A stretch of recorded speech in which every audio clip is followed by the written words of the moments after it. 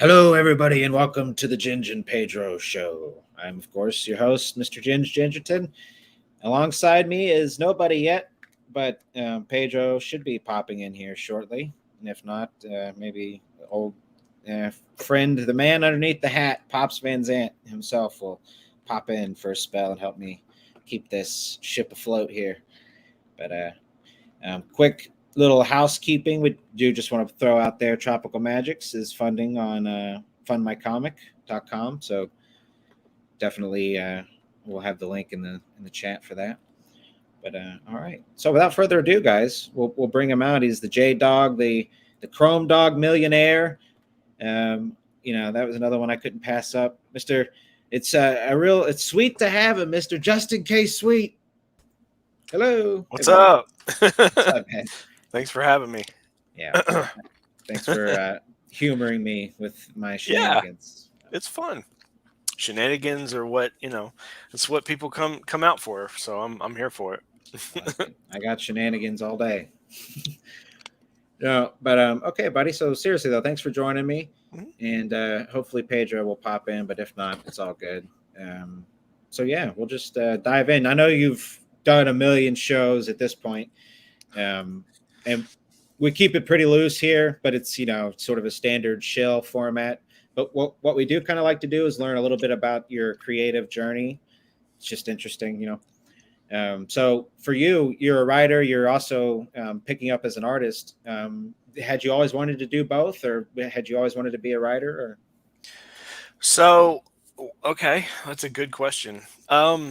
So I've always kind of fancied myself a bit of an artist, creative person as a kid.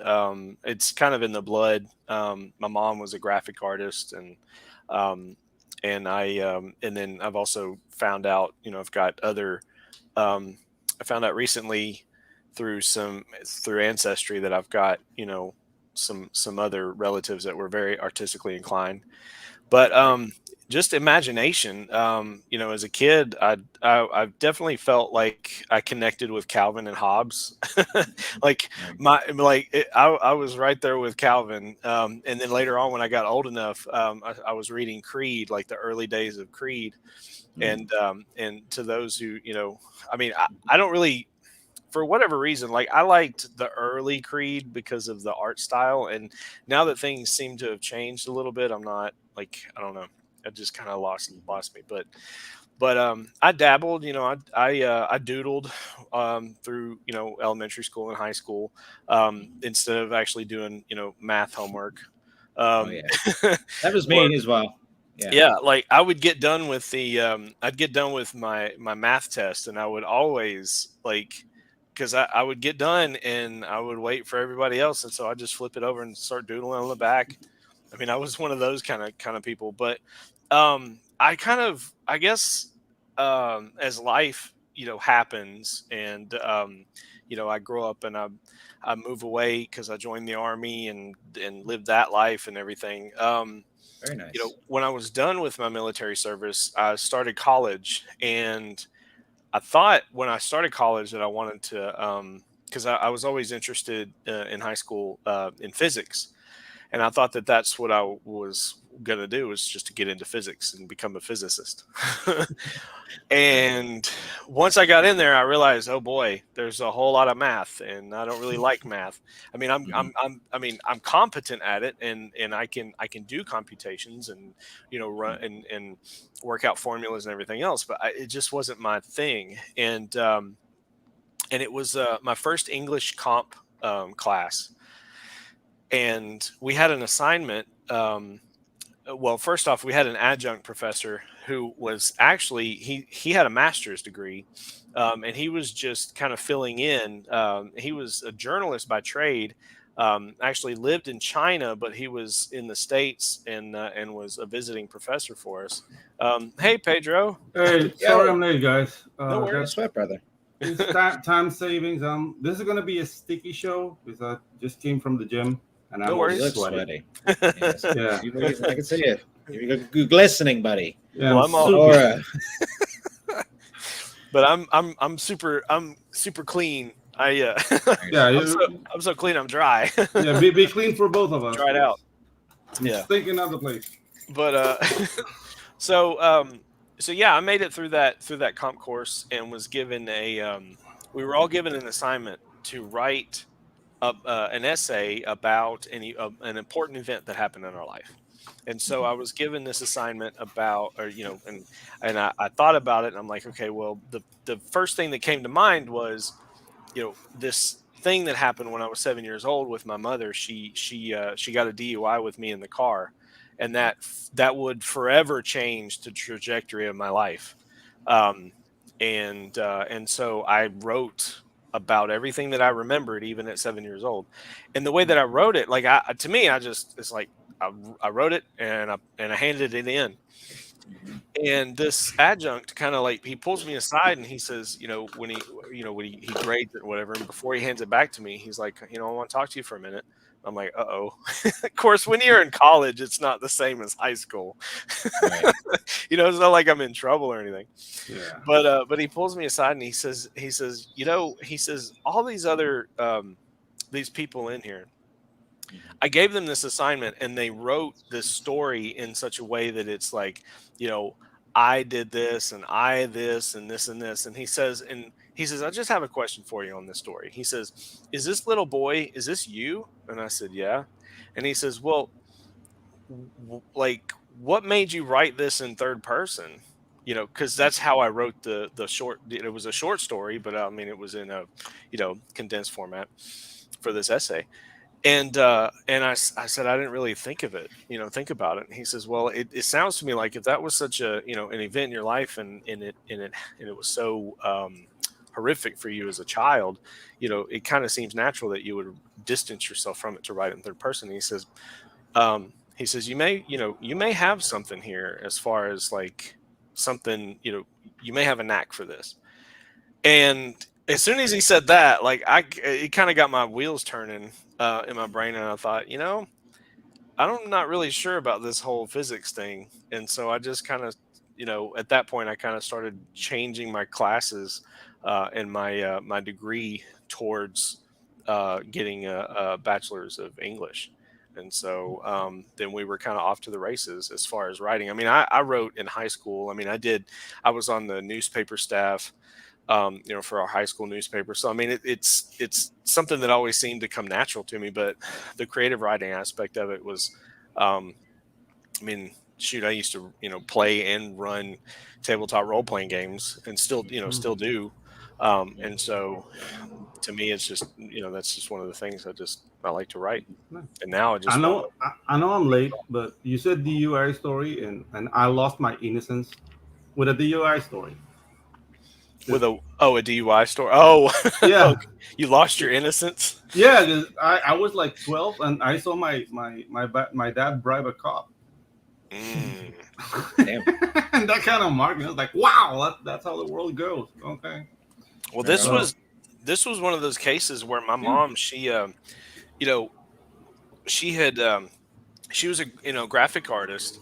And was trying to hold down like 2 or 3 jobs. She was working as a typeset engraver at one place, and then she had a second job where she'd go and silk screen, T-shirts. And so she was doing all this stuff, and she finally gets to where she could. She was, going to start her own business, a printing shop, and. And all of that, like the paperwork and everything was being signed and whatever. And like, she had her foot in the door. And so she decided, hey, I'm going to take my son and I to go out and celebrate. Well, nice. Little did I know that she was, she had been an alcoholic, and I never really knew that. It didn't really click with me until after she passed away 20 years ago.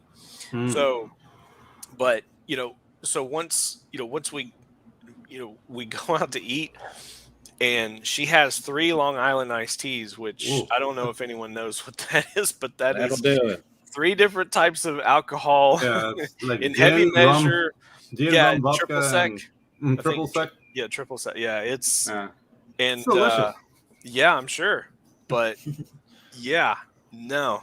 No, Nah. you shouldn't. You should, with her, she shouldn't have even driven after 2 or Yeah, exactly. even 1, really. Mm-hmm. But so she, that's what she does. She gets in the car and we're off down the road. And what can I do? I'm 6 going on 7 years old.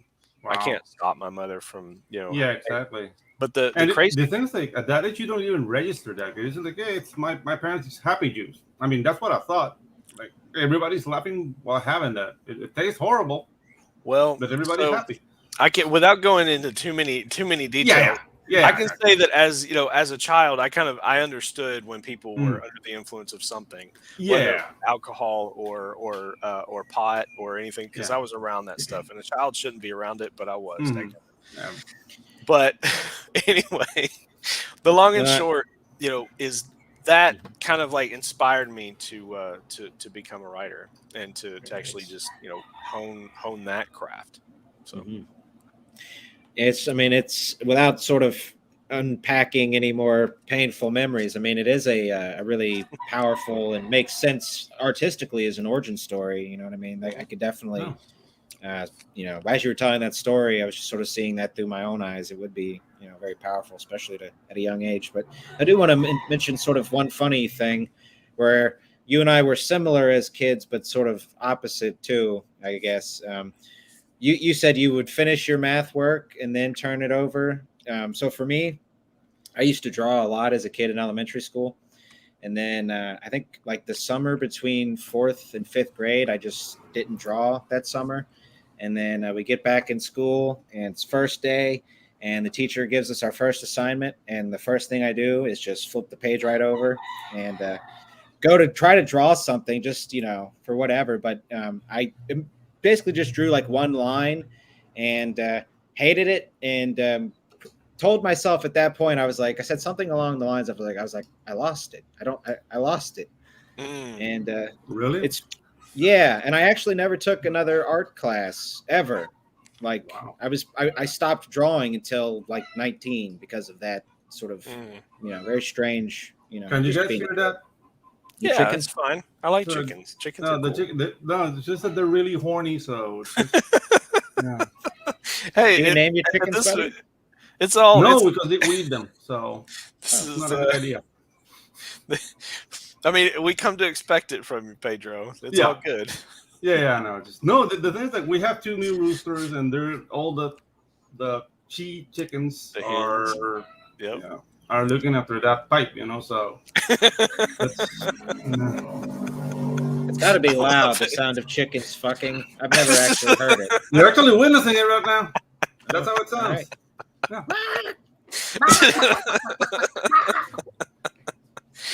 Oh my I'm gosh. gonna play some funk Okay. for them later. Sorry for Alrighty. derailing the interview. No, Please continue. no No, derailing. we haven't Fine. sort of gotten pornographic on this show in several weeks, buddy. So Yeah. we were due for that. All That right. interspecies Okay, erotica great. that everybody loves. Say hello to First World Comic here. Hey, This is Doc, I believe. The only world I like. the Hey, first world. Yeah, sorry for those third world schmucks out there. Schmuck, yeah, exactly. Just nah. Come back into the first world. No, I'm just Yeah. kidding. We're Not trying. safe bird porn. We're trying, man. It's a long walk. So let's get this bitch back on the path here. So Justin, let's sort of fast forward to Sure. your entry into CG or indie comics in general. Yeah. And also we'll get into Chrome Dog, of course. But tell us about it.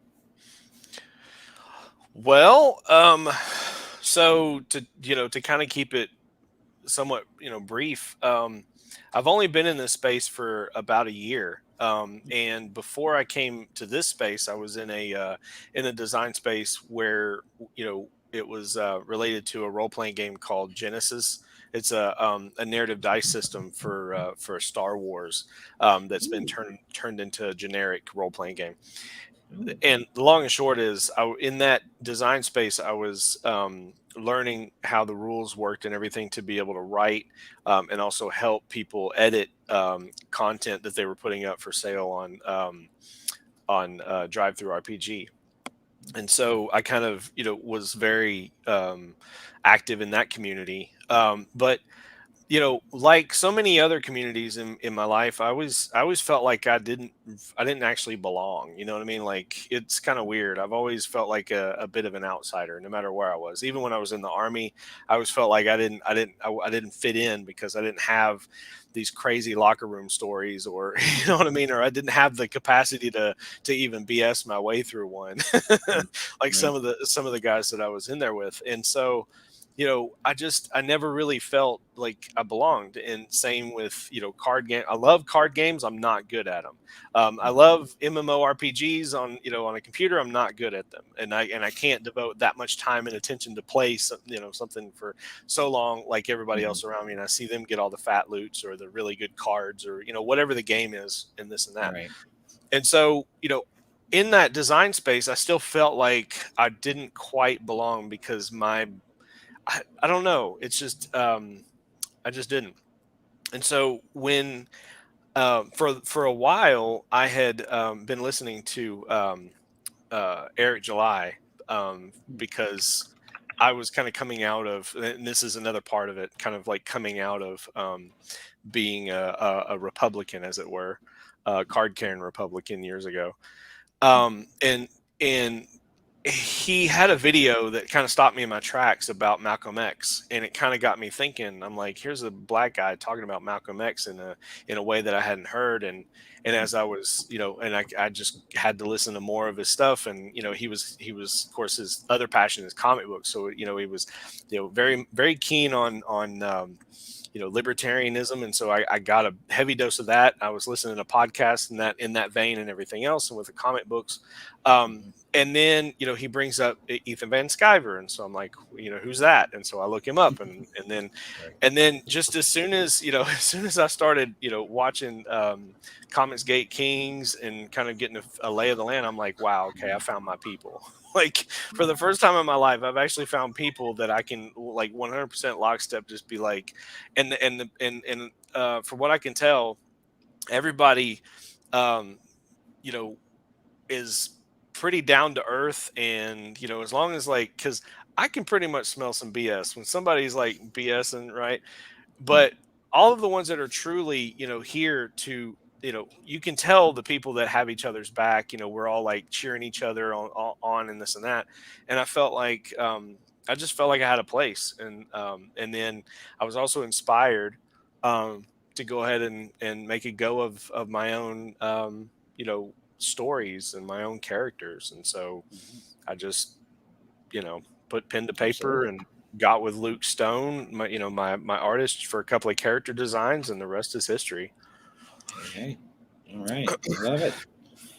Yeah, absolutely. And so I sort of kind of relate too with like trying to find a community to fit into and sort of still feeling like an outsider. To some degree, I was like, this was years ago, probably 2016 or 17, when like Facebook groups, like really when things started like randomly getting political. And I wasn't really tuned in to it just then, but Right. I noticed like the groups that I was in like some PlayStation, PS4 fan group, it was like just all of a sudden like getting attacked for just like basic beliefs or like a podcast that I was a big fan of, like that Facebook group quickly got taken over by like basically SJW Karen mods. Facebook mods are among some of the most Hmm.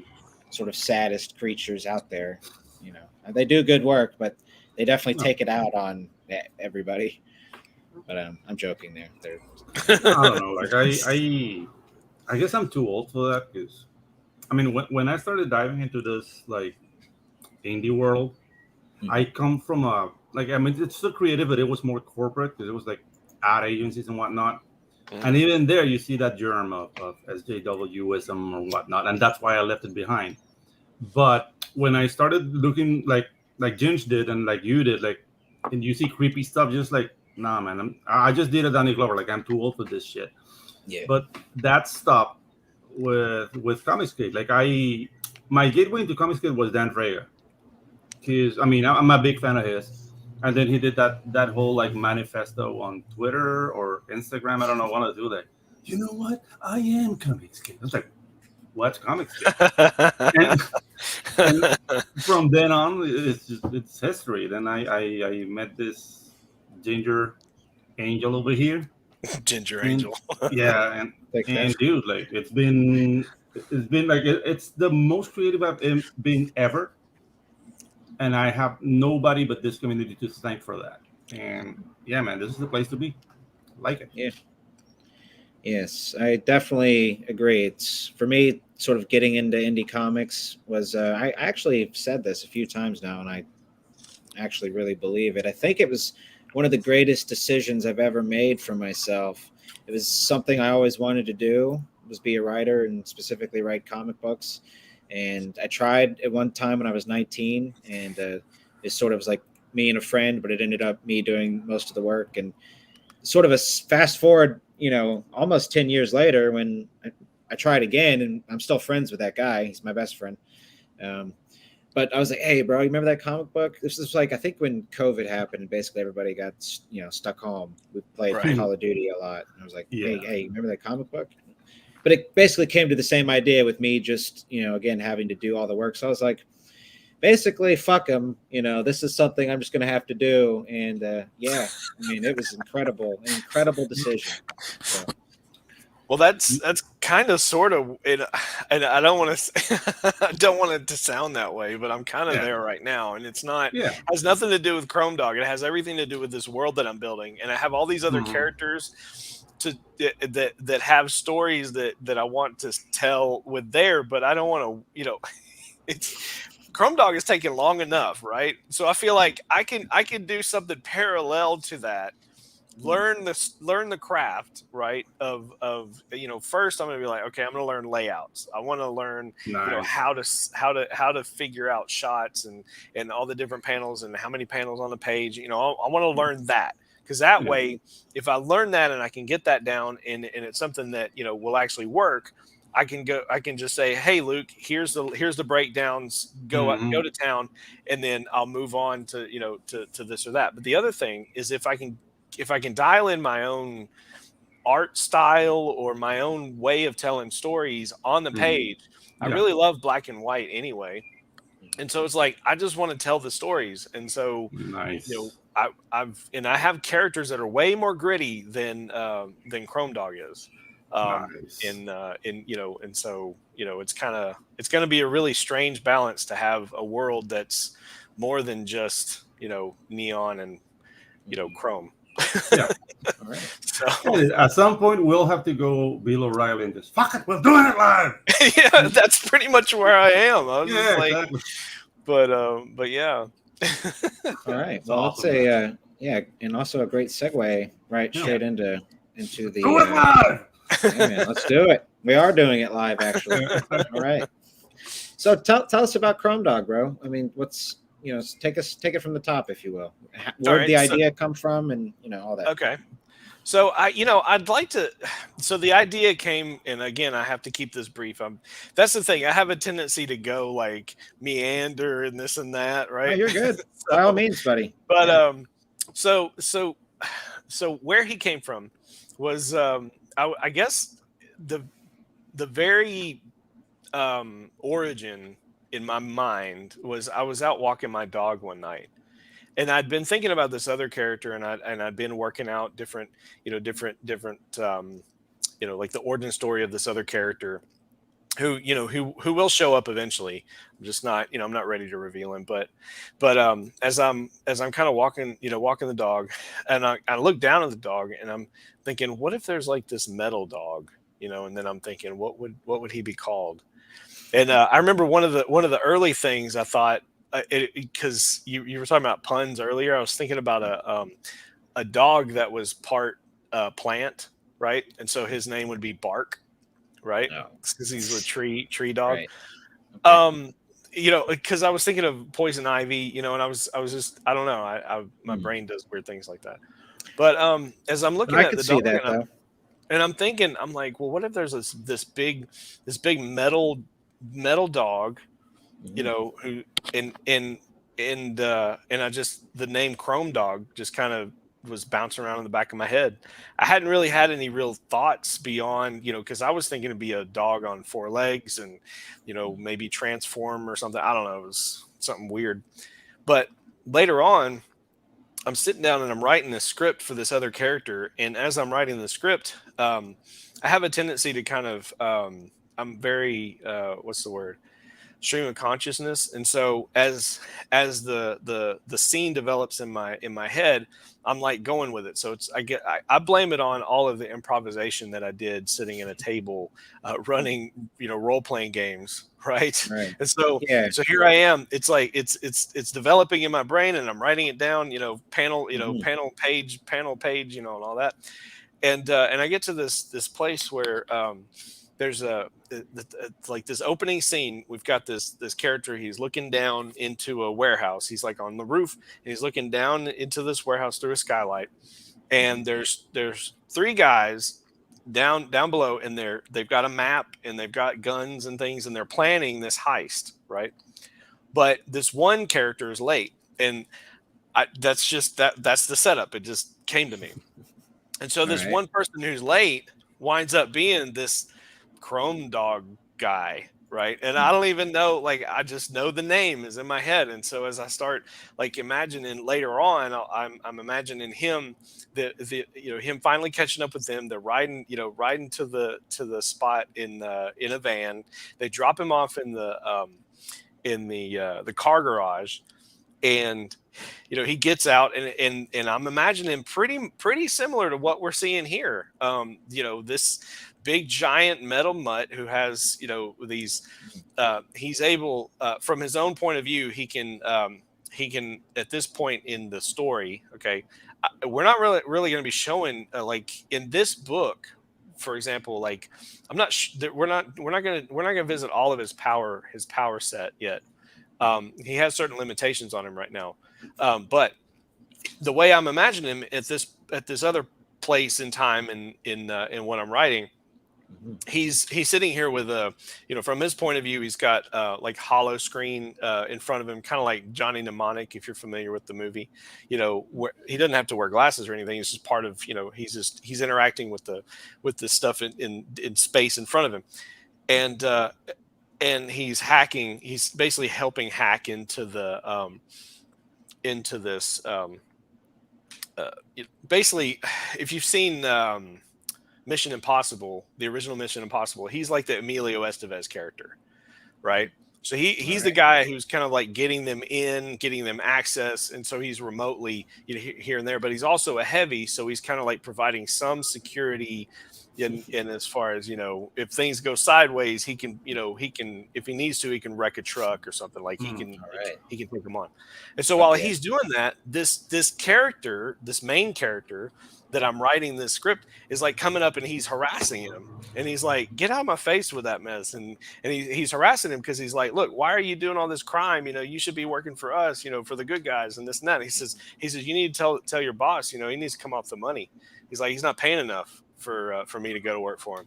And so he just won't leave him alone. And so he starts doing all kind of like jujitsu on him while he's over here doing his hacking thing. And he just like takes him and like chucks him across the parking garage, and like, and that character like smashes through the there's like concrete there at the edge, and then down into a dumpster, right?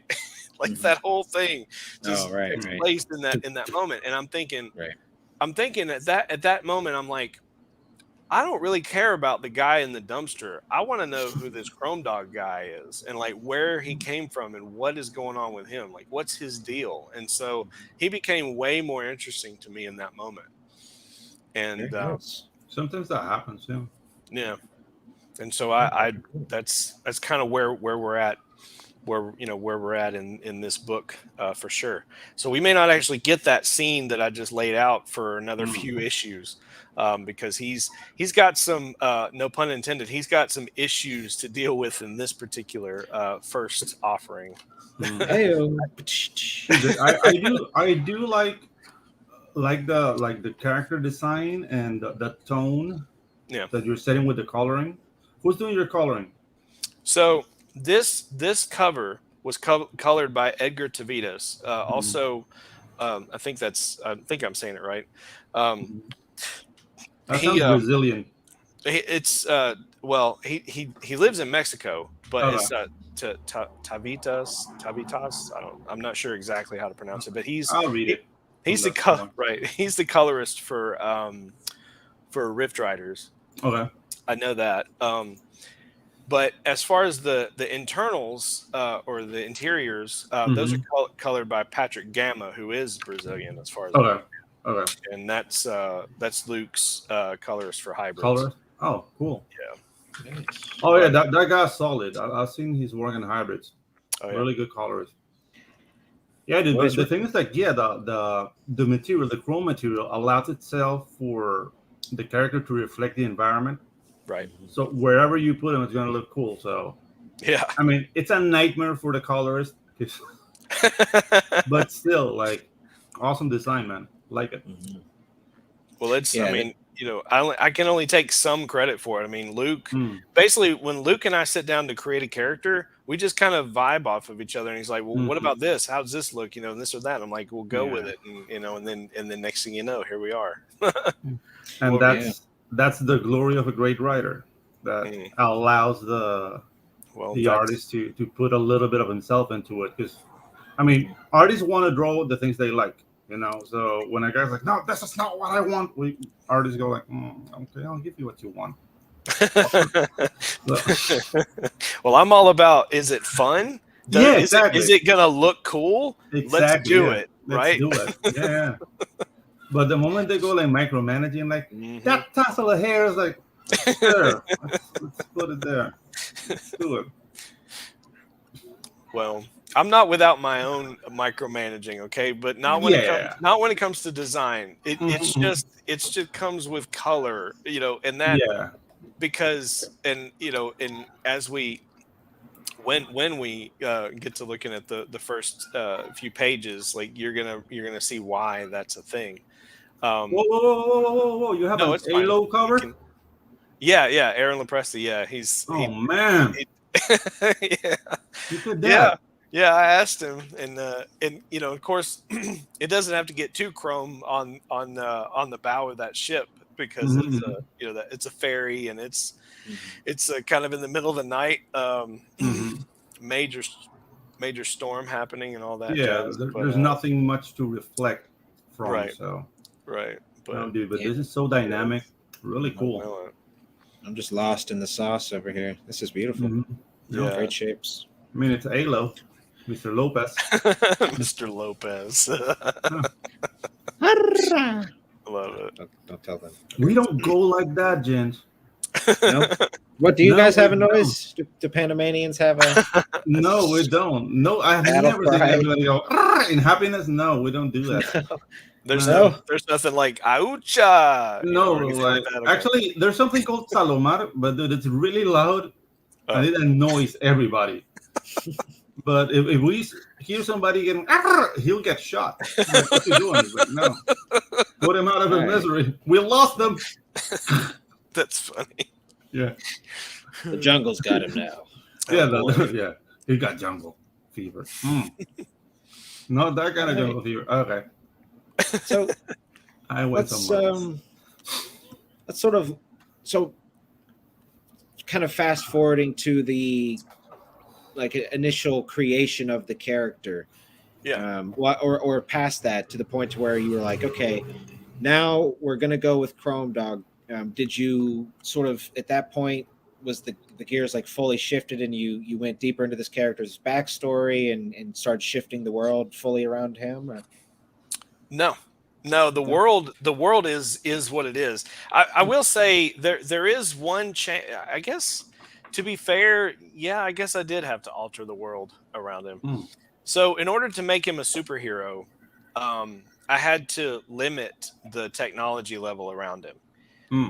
Because originally it was going to be, I don't know if you're familiar with Inglorious Rex, but the technology level was going to be very, futuristic and this and that.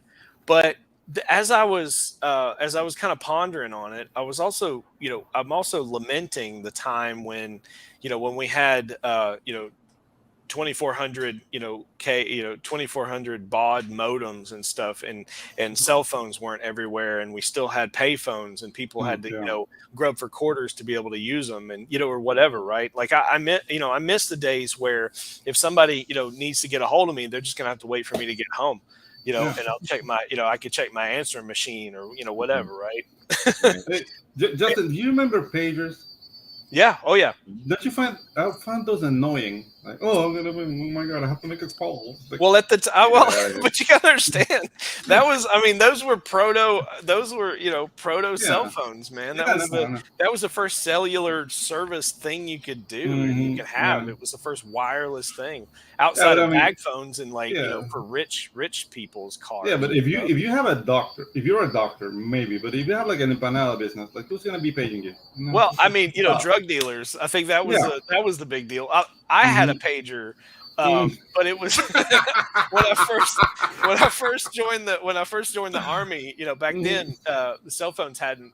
That they still were a ways off, a few years off from becoming ubiquitous, and so they had like the Saved by the Bell brick thing.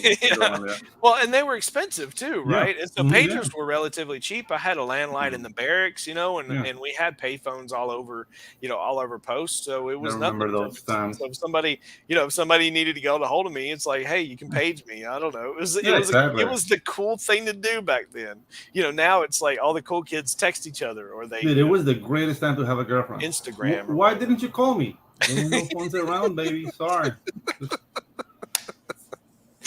Exactly. But yeah, so I guess in that way I did kind of have to kind of rejigger the world around Chrome Dog to make him fit, but only that that little bit.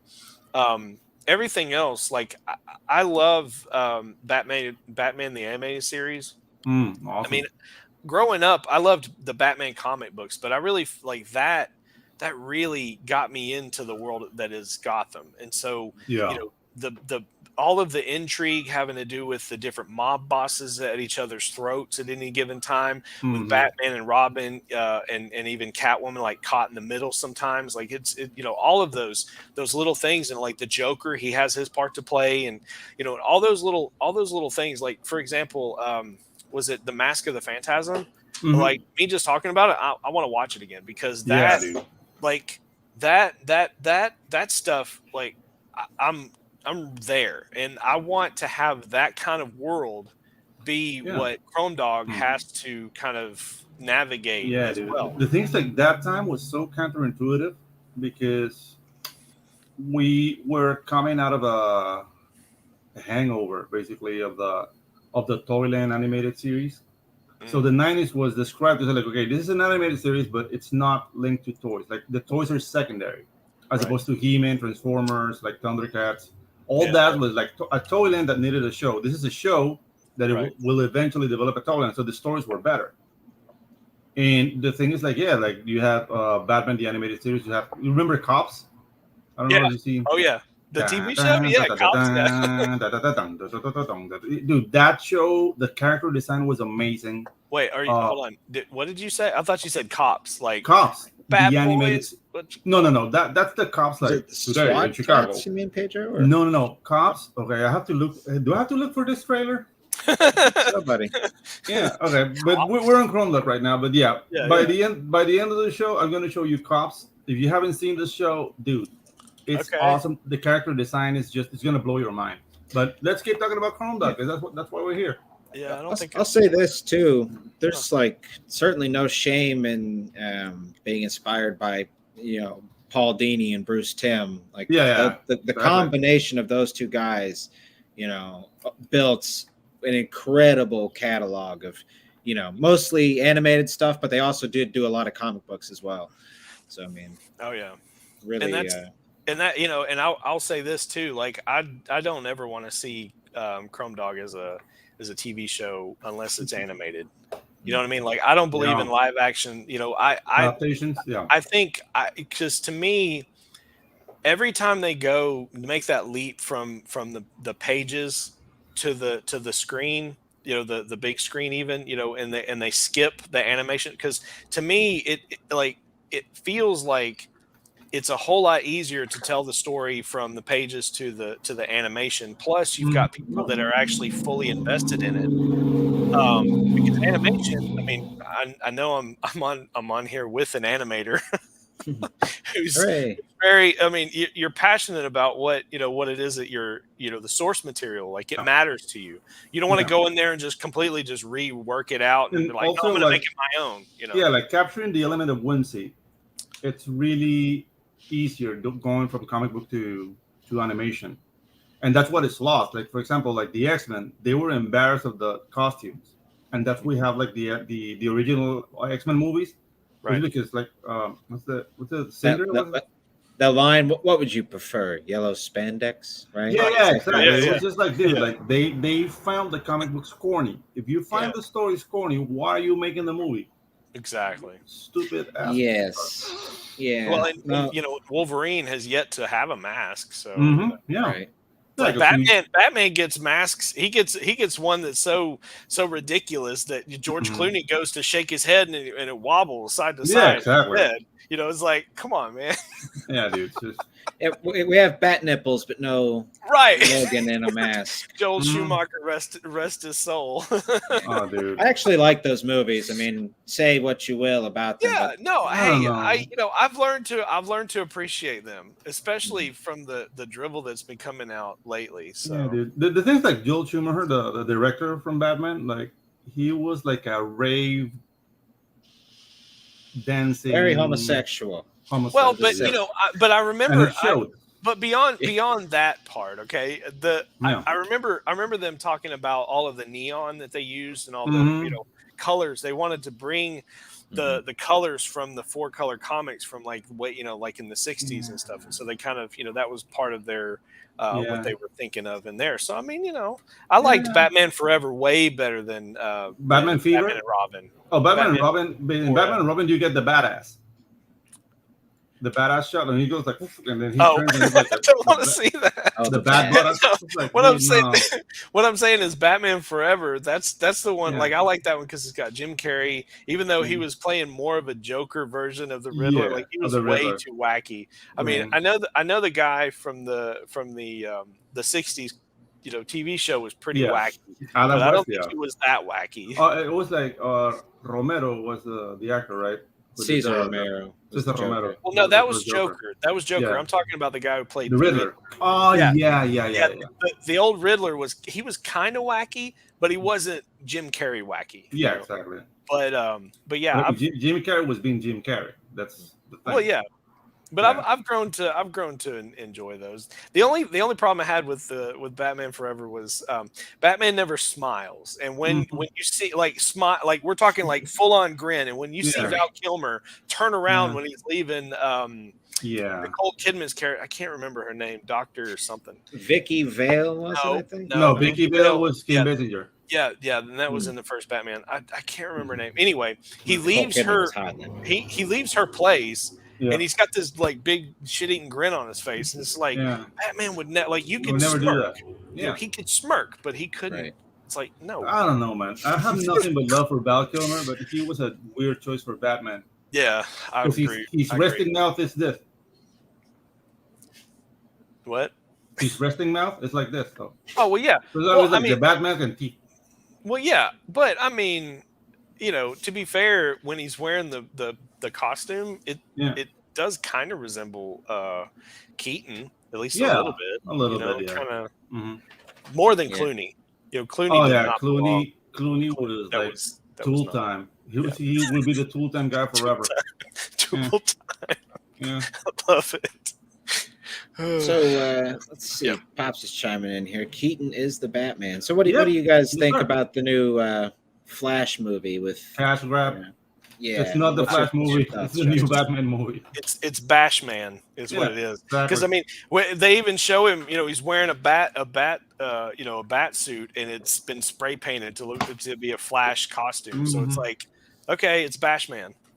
Yeah, no, seriously, you need to look it up. They even did it with the toy, and everybody was making fun of it because the toy released first, and everyone's making fun of it because they reused the actual mold. But it's really what happens in the movie. It's like Bat Flash. Yeah. I say Bash Man The because Bash. you know it just The sounds Bash.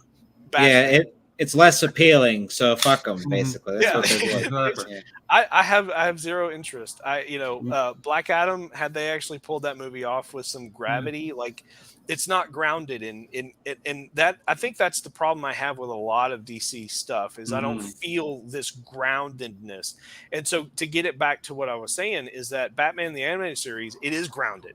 There is, I mean, it's street level. You like you cannot watch one episode of that show and not feel that that every moment matters, and I haven't felt that in a DC movie.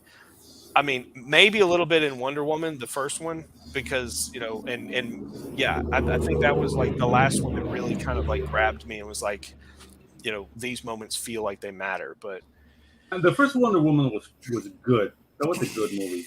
Yeah. But right now, regarding Marvel and DC, I'm just like a battered spouse. Yeah. Never again.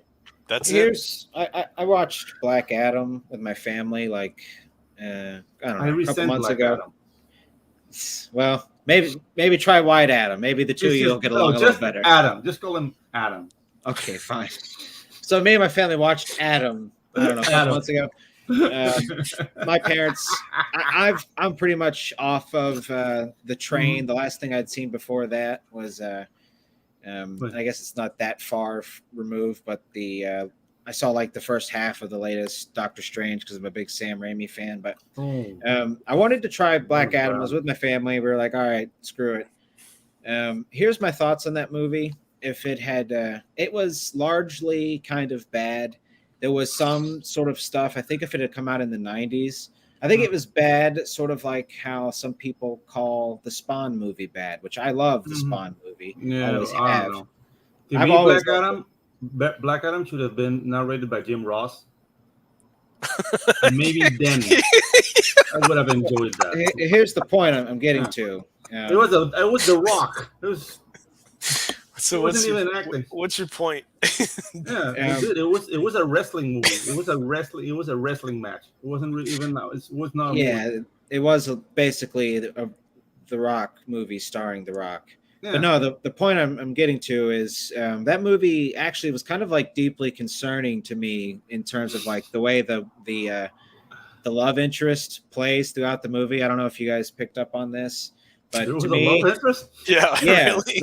the chick, right? And I'm sort of looking more. There was like, all right, setup of the movie. Whatever this girl's doing, her kid, she's a single mom. Her kid happens who other than The Rock, fucking Black Adam, flashes before her kid and is now sort of like, like stepdaddy. So I don't know. I sort of made fun of this chick the whole time throughout the movie, thinking like, sure, like some shit's going crazy around her, but it's like she basically lucked out. And I could sort of see, again, I was making fun of it but by the end of the movie, it was like this chick was trying to become queen of the universe in a way. I don't know if you guys remember at the end, she's like, there's that scene where it's like the very end of the movie, Rock's standing before his rocky throne.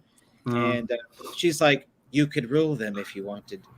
And to me, I thought that was insane because I was like, so what does that mean for you? Right. Because, he's basically, sort of taking over as like dad for your kid. I just found that lady like the entire movie, like seeing like just seeing her path to power. And I did have to tip my hat because I thought he was just going to sit down in the throne. I thought he was going to do it, but instead he destroys it. And I was like, thank you, God, because that just would have been the icing on the shit cake. But I found that lady to be completely insane. Well, she says, how does it feel? And he goes, wrong, like that, and then goes up and smashes it. But, I like how you said that. You said at the very end, right? Mm-hmm. Because that movie, it ended 3 times. It's like, okay, great. Okay, you get him, Amanda Waller, you got him at the bottom of the ocean, roll credits. Mm-hmm. Oh, we don't want to roll credits? Okay, we're in for another rematch, right? It's the ladder, pick up the ladder and do the thing. The thing at the bottom of the ocean, he needed to go like the Hulkster, like and standing up like I'm not down yet, like dude, it was a wrestling match. And I think that to me, I couldn't connect with any characters, and No. and and that's the thing. Maybe to me, I've never had. I don't think I've ever connected with a character that's a DC property outside of Batman animated series. Mm. Period. I tried to read the comics. I collected them. I No. looked at them, but when I would read them, I never felt like I never connected with them. But I could connect with Marvel characters, and I Yeah. never really understood it until recently. I've been kind of paying attention, and I'm like, Mm. okay, that makes sense. I mean, Green Um, Lantern has his really nice stories there. that's true. Hal Jordan is a Yeah. very rounded character, like out of DC. Like, Yeah. one I would enjoy would be Batman and Hal Jordan. Like Hal Jordan's Green Lantern. Guy Gardner is too much of a dick. Exactly. Yeah, no, I know. And he had that ridiculous Lloyd Christmas haircut forever. Yeah, Like, I'm just yeah. like, what is with the bowl cut, Yeah, DC? with the bowl I mean, cut, at least yeah. they made him look cooler, especially Mhm. once he turned into the Red Lantern. But And but the that other guy who became like the White Power Lantern, what's Kyle Rayner, Kyle Rayner? Yeah, oh my comic God. book artist, sort of. The White Power Lantern. well, he's a blue. Well, I know more about the character designs because I play a game called DC Dice Masters, and they took all those characters. There's an expansion for it called War of Light. So I really like DC's character designs. Yeah, but, they're cool. But they're cool. But Mhm. it's kind of like, okay, well, here, let me play it in a game and then put it down. Like, I don't need to really invest in this person. Yeah. I do want a White Power ring though. You can get them on eBay. I want a red one, or the red. other colors. Yeah. I know. But I know what you're Yeah. saying. I hear you. Well, and I'm sure they have a black power ring too, because they look black. And you got to hold your fist up like this. It's like that. I've never connected those dots, but I'm afraid I'll never be able to look at the different lanterns the same now. Kind of ruined it. Yeah. So let's say hello to the chat. Let's do boys, that. and then we'll get back into the Chrome Dog here. But Pop says Soups was way overpowered, and Batman had the weakest rogues gallery. Every one of those cats had Batman knocked out and tied up, and not one of them put a slug in his head. LOL. Well, yeah. Yeah, I mean, Batman's always been my favorite character, but the sort of my second most favorite character in all of comics was Spider-Man, and it's probably I grew up reading those, but also the animated series too. Like I'm was born in '92, so I definitely. I don't know. Like my introduction to comic books was Deadpool, because I started later in life, but it got cheesy really fast. Like I really liked like Joe Kelly's run, which is like 24 issues when we was fighting like T-Ray, and then like they took Joe Kelly out, some other people come in, and then he became a joke, and it's like, okay, let's read some more. And then I went into Heroes for Hire, and from then on, I discovered like everything else. But I don't know, like to me, my guy is the Iron Fist forever. Like the runs they did like in the early 2000s were awesome. Right now, I don't even want to know. I don't want them to ruin it for me. But like Wolverine, Batman, like all like the big hitters, out of all of them, yeah, like the rogues galleries of Batman can be a little bit magoo in that sense that nobody like basically shoots him in the head. But the things like I feel like every Batman rogue has something to prove, so they don't want to kill Batman. They want to show Batman that he's wrong. You know what I mean? So there's always like that little innuendo under, like if they were looking for results, like they shoot him in the mouth. Like he has all this armor suit and his mouth is like exposed. Just shoot him in the mouth and it's over. But that's not a good story. Yeah, no. Bruce had Alfred shelf the sort of bat mouth attachment because things were just getting weird. But let's hop back into Chrome Dog here. Let's do it. Yeah. Okay, great. So, what can you hit us with a pitch for the first issue here, buddy? We've had a great time talking. I feel bad we haven't talked about your project. Oh no, it's fine. I love conversations. Oh my gosh. So so with this first issue, I have not revealed a lot. I've revealed there's the first 10 pages are available here on the campaign, but what happens at page 11 is the story starts to really kind of take shape, and then it's just kind of goes on from there. I'm introducing several new characters in this book. Of course, they're all going to be new, but the title of the book is called Perfect Strangers, and that's it's pretty indicative of all the different people that we get to encounter throughout the book.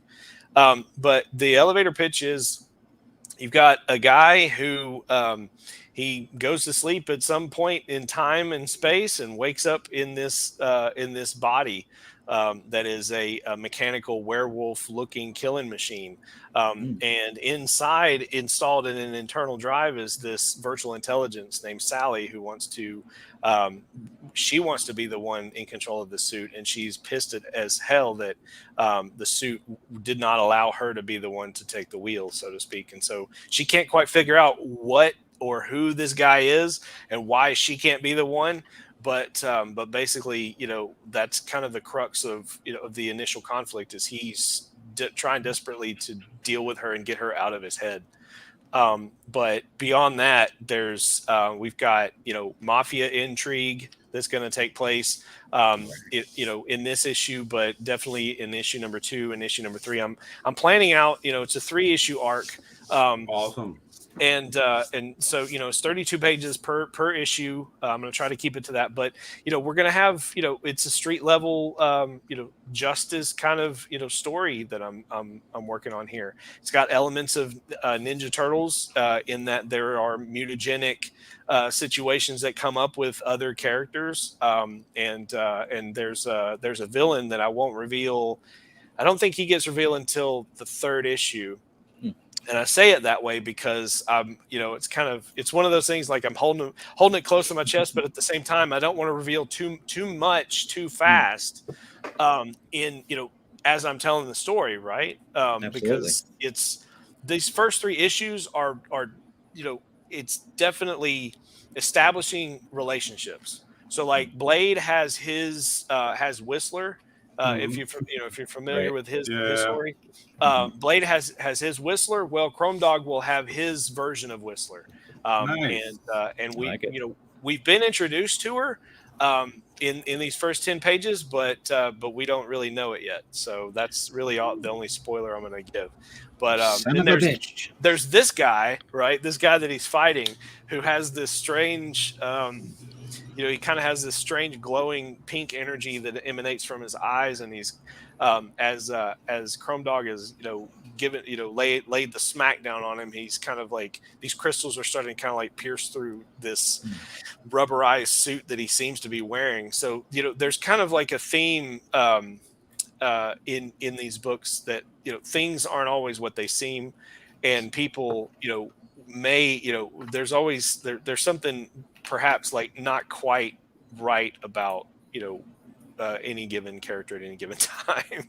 So and so what we're seeing here is Chrome Dog is he's got a day job as a mascot for this carnival or this amusement park, and so he managed to knock all of the pieces of his costume off, but there's a latch that's kind of stuck, and he doesn't have time to mess with it right now. And try to take it off, and it's really hung on there. So he's going with it, I guess, and so it's kind of a hilarious kind of thing. But it also kind of ties in on the last page. We see where Sarah wakes up, and she kind of looks at him, and she's able to identify him as Wally the Wolf, and not this horrific looking, metal killing machine wolf face. You know what I mean? Like she can see, so it's kind of, but yeah, I mean, there's, but see that 6 a.m. comics? Nice. I got nice. 6 a.m. to do a character for me. I'm gonna be. Dude, I love his adaptations, man. Oh yeah, really for sure. Cool. Very like 2D video game chibis. Yeah, his initial version he had green pants because I think that was one of the character design colors. Like I gave him like a bunch of Mhm. different ones, and he kind of chose which one of he wanted to use. And so I was like, "Can we make them blue?" Because the green looked a little bit more like weaponized werewolf. Yeah, like And military. Yeah. and the other thing is I want to highlight that he's kind of a blue collar worker guy, and so Mm. he's always working odd Okay. jobs. And I'm one thing, and I don't know if I've really talked about this much, but there's one thing I'm going to strive to do is he has these pouches around his belt that Mhm. I want him to utilize. So it's Okay. not just a hey it's not just a Rob Liefeld Yeah. No. kind of No. It's not. pouches. It's not I was gonna it's say. not just a wink and a nod at that. Like I wanted to Yeah. actually use the pouches, Okay. kind of like a utility belt in a way. Mhm. Like Okay. there's going to be times where he's just like, but I do know he has a and and unfortunately, Shark repellent. I think the letters kind of Okay. obscure it. But on the first page, Mhm. he likes to collect little trinkets Mm. that he finds in yeah they're over there on the Right here. shelf like these little Okay. robots and stuff. Yeah, little toys. He has a tendency to find old things and he likes to collect them. There's also Mm. on page 2 we'll see there's a gumball machine he has down there. Oh, nice. There on the left. So he has this weird fascination with collecting things or whatnot. And what we see, like this is his Wayne Manor, if you will. So this being a maintenance shelter there in the amusement park, but there's another place that's pretty much like his bat cave kind of thing that is going to wind up being his base of operations. It's a junkyard, and so yeah. Nice. Right on, bro. Very Very cool. nice. Yeah, and I think I mentioned this in my message, but dude, I really didn't know Luke Stone could draw like this.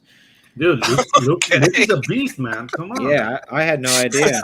Yeah. This shit is incredible, man. Yeah. Well, and I think something what Pedro said earlier is that as writers, I think we have the responsibility, especially in this indie space, to Mhm. let artists be artists. It's like give them some rails, right? Some Yeah. just some guidelines, general guidelines, but just say, hey, do your thing, man, and don't try to hem them in and say, oh, that looks like this. It's like, no, just here, let's do this. Let's make something cool. And Yeah. I mean, like give them if that it's room something that to will do improve it. the storytelling, Yeah. or like, hey, dude, like that what you're doing here might hit something we want to hit later. Like, yeah, that's all right.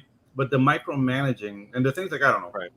I was hearing an artist rant like 2 days ago about that, and I mean, it was funny to me because I don't have that relationship with Ginge. Like, it's all synergy here, baby. Like, we discuss everything, but it's not like, I want you to do this, or I'm gonna hunt you down and whatever. Like, it's just that attitude's not gonna work. Yeah, and Well, and so I guess what I'm getting at is because Mhm. I don't place those restrictive things on Luke. He's able Mhm. to kind of like unleash his his Yeah, creativity his with it. creativity, yeah, awesome, dude. Because I've seen some of his other stuff, and I that he's done for some other people, and I think a lot of that there may be some micromanaging that's going on that's kind of Yeah, like hampering his ability to yeah. really like push it. So Also, you got Patrick Gama. Okay, yep. the color is awesome. And then Eric Weathers, of course, on letters. Yeah, I obviously decided to the, get the decided to Letterman. get him on that. absolutely. I had Luke initially, but I felt like he's got more than enough on his plate right now, so I figured. Hey guys, so if you want a really nice letterer, James Jr. over there too is doing letters too. He did the Oh letters yes, for Tropical sorry. Magic, so no, it's all right. That's how you get the word out, man. You got to talk about this thing. Yeah, that's true. Yeah. Dude, Eric does amazing work. He has work of his own now. I think Splort has been trademarked. Trademark. Sport. Splort, yeah, that's an Eric Weathers word. Yeah, right. Yeah, It was used way before him. Yeah, yeah. Eric is obviously a really great letterer, and Yeah. I mean, there's just no doubt about it. Yeah, you can look at the page and tell. But yeah, Yeah, it looks amazing, man.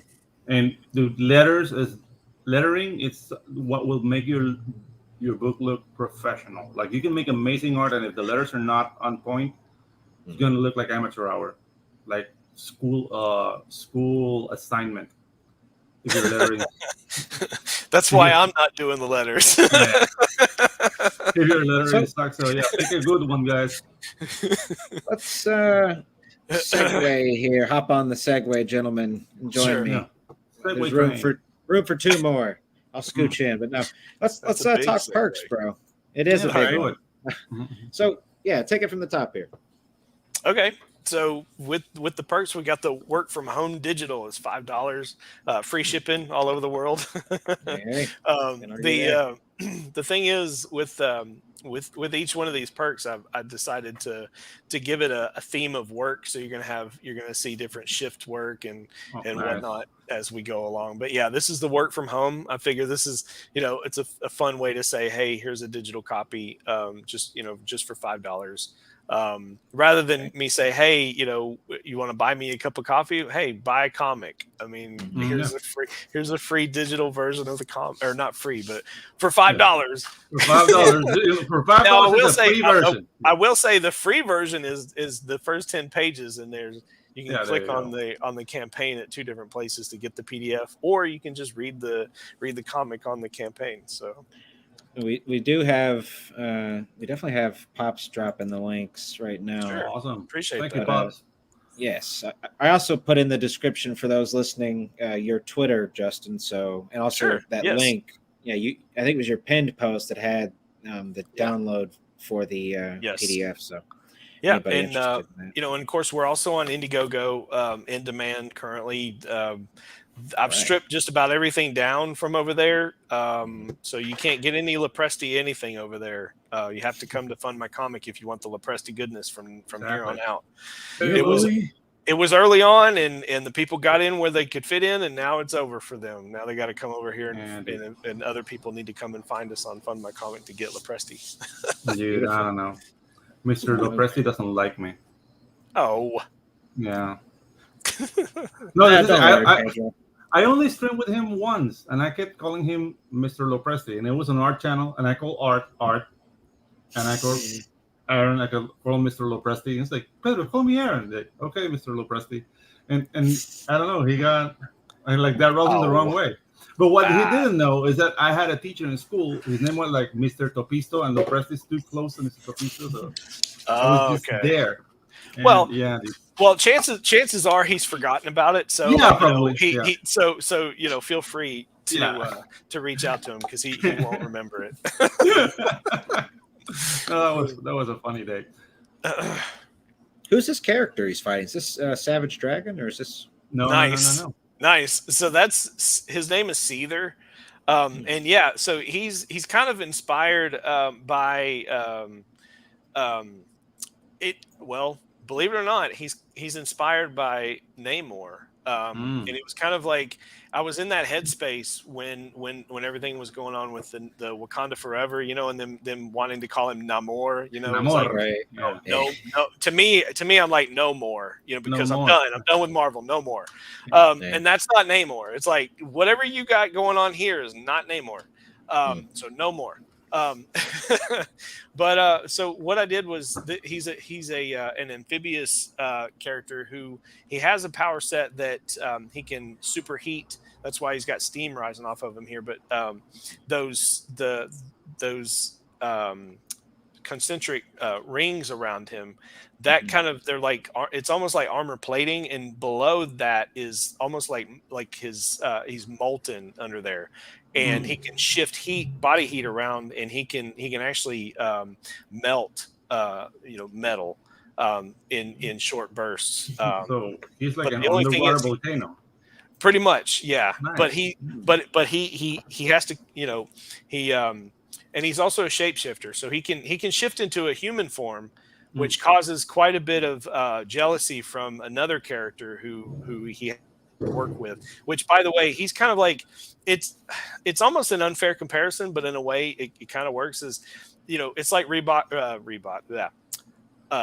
Rocksteady, right? You got the two, these two goons working together. but this is more like you know, I guess you could say the joke. Well, maybe not the Joker. I'm trying to think of another Batman. So like maybe Bane and Lex Luthor teaming up, right? Okay. So like both are not idiots, but they both want their own thing, but they're teaming up for this, you know, to have, because they have to work for someone who's over them. I don't know. I don't even know if those would work. Yeah, it's like a henchman, but the thing is like Yeah, that there's the exactly. henchman trope, but you have like the goofy duo of henchmen, Right. which Well, is they're awesome. and they, I think goofy things can happen between the Yeah. two, but most of the time it's like they're both very serious and they don't want to work together, but they have to. Yeah. And so with Seether, you know, he's kind of, you know, he's been, you know, kind of sent to stop Chrome Dog because Chrome Dog is on this ferry to prevent a certain thing from occurring. And so here he is. They're kind of doing this throwdown here at this climactic scene at the end of the comic. So I felt like, you know, as a variant, I thought, you know, I really want to show something completely different than what people are going to see in the first 10 pages of the Ash Can, because I decided, you know, go big or go home. So I was like, because originally I was going to do just like a crowdfund for the Ash Can, but then I thought, why not just crowdfund the entire comic and then just make the Ash Can available for free for anyone to sample. So it's pretty much what. So we got to go big and go home, and fuck it, we'll do it live. I'm loving the attitude here. Yeah, totally. And we'll get Jim Ross to do the narration, and Jerry the King Lawler. Rest his soul. She's a Jezebel. I see puppies. As long as nobody talks shit about Miss Elizabeth, we'll be fine. Ever, yeah. No, but this Lepresti piece, man. The more you look at it, just the more fucking badass it is. Yeah, this is, and you made a great point about choosing this for a cover to sort of give people, you know, because I did have to ask, well, who's this? You know what I mean? Right. It's Halo. Yeah, and there is a little bit of like, you know, and you said Savage Dragon. There's a little bit of you know, Abomination in there. You know, the kind of the ears. But you know, this all just kind of came together with you know, Luke and I kind of last minute, hey, you know, I'm gonna let's do this before we send it over to Lepresti. Because like I had him imagined and everything, but we hadn't actually done the character design. And so, you know, we sat down and I'm like, well, I want his power set to be this, and so he's a natural, like he's natural swimmer, but he's got to have water. And right now he's in his element, so he's able to, you know, kind of take on this rain and use that energy and put the beat down on Chrome Dog there. Yes, yeah. You guys definitely captured a sort of hulky type vibes. It's probably with Aaron on the art too with this piece. But I mean, this is a really exciting piece. So yeah, dude, and that's right in Aaron Lepresti's wheelhouse. I mean, he worked in World War the Hulk. So exactly right. Yeah. Beautiful stuff. All right, guys, and you can get this only on fundmycomic.com. Fund My Comic, you get the Halo cover. That's right. That's it. Get your Lopez on. And it's a virgin cover too. There's no trade dress, so you get to see every line, every piece. So how many pages is this again? I'm sorry. 32 pages. 32. Yeah. Very nice, brother. It's a virgin cover. 32 story pages. Awesome.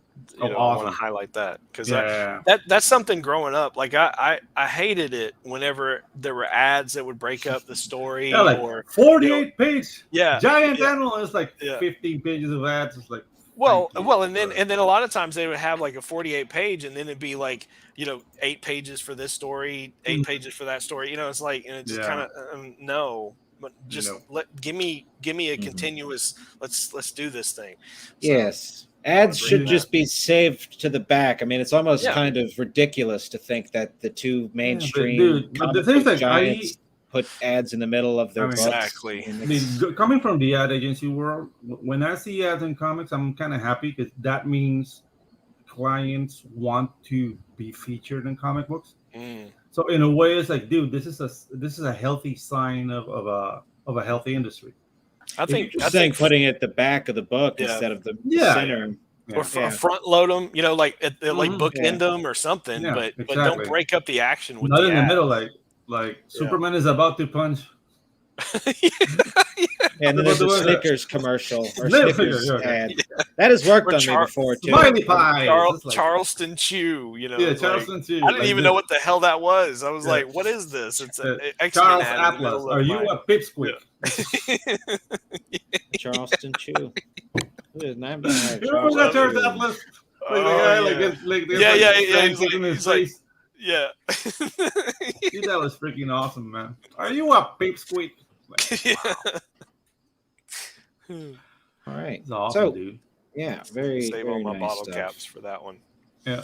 But I'll do some X-ray specs in the next issue, but yeah. yeah, exactly. So what do we got here? On All the right, next so one? the first you've skipped two of the one more there it is. Okay. The first shift Luke Stone cover, that's the standard trade dress cover with Luke Stone's beautifully rendered cover there. Mhm. $15 plus shipping, and I want to say stateside shipping is $10. Mhm. So $25 nets you that comic here in the States. All right. Now I will say and I'll get to them as we go through them, but on these first few tiers, the international shipping is insane because I didn't get the lower international shipping until recently. So I've added some tiers for those people, those folks out there internationally. I've been thinking about you, and and so here we are. I'm gonna, and I'll show you exactly where we're at with those. But this one being the first shift is, again, it's the theme of work. So first shift, Luke Stone, boom, there it is. Very nice. We did a themed thing with Tropical Magics too, by work related, because the main characters are handymen. So we're okay, sort of on similar wavelengths. Oh, nice, love it. There you go. Okay, sorry, I didn't mean to throw us off track there. Just No, that's cool. I like just that. commiserating. Yeah, There you no, go. that's cool. Great minds, right? Yeah. So this one's the second shift Aaron Lepresti cover. Of course, I said it's a virgin cover, so there's going to be no trade dress on it. Want to be able to showcase every line and every stitch on this one. Yeah, you can As see it were. every crevice on that Yep. virginity. He colored this as well. Yes, he did Oh my from start God. to finish. He did the whole Right on. kit caboodle. Very cool. Very cool. Yeah. Yeah. He and he was very gracious because he initially did it with Chrome Dog having red eyes, and I was like, "Can you make him yellow and also do those little lights above his on his forehead?" And he was like, "Yeah, I'll do yellow." Very nice. Jeez. Must have been sort of like walking on eggshells a little bit, asking. Not that he'd be rude. Yeah. It's just like No.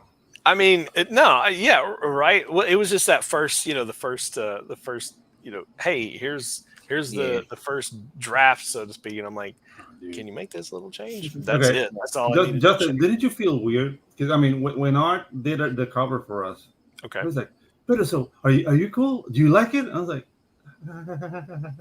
yeah. I So love it. so Oh, so I'm glad you asked. Yeah. So when I entered this space and I started really, realizing that I was going to make a go of it, I just started conceptualizing and coming to this realization that every one of you, okay, we're going to be potential colleagues of mine. Mhm. And that everyone, every one of us puts on our pants one leg at a time. And so it's kind of one of those things. It's like, there's no reason why. I mean, the worst answer I would ever get is no, but you can't get a no if you don't ask the question. And so, Exactly.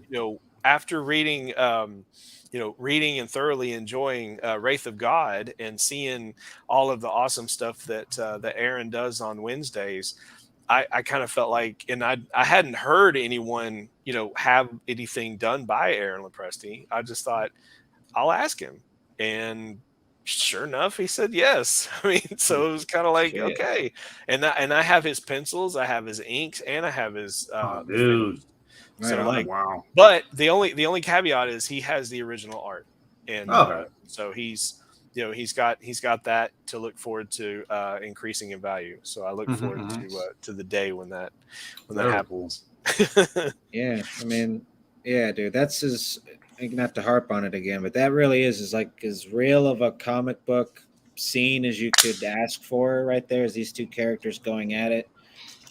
Just in this stylization, it's a hell of a Well, piece. and one thing my son said was when he saw Chrome Dog in this way, he said he told me, he says he's way more expressive than I thought he could be.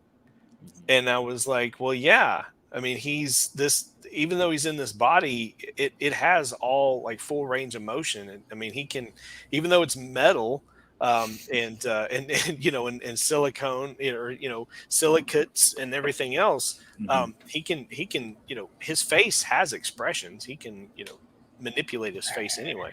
You can So emote. it's, Hey, aren't we stepping on Brian Priscow's time now?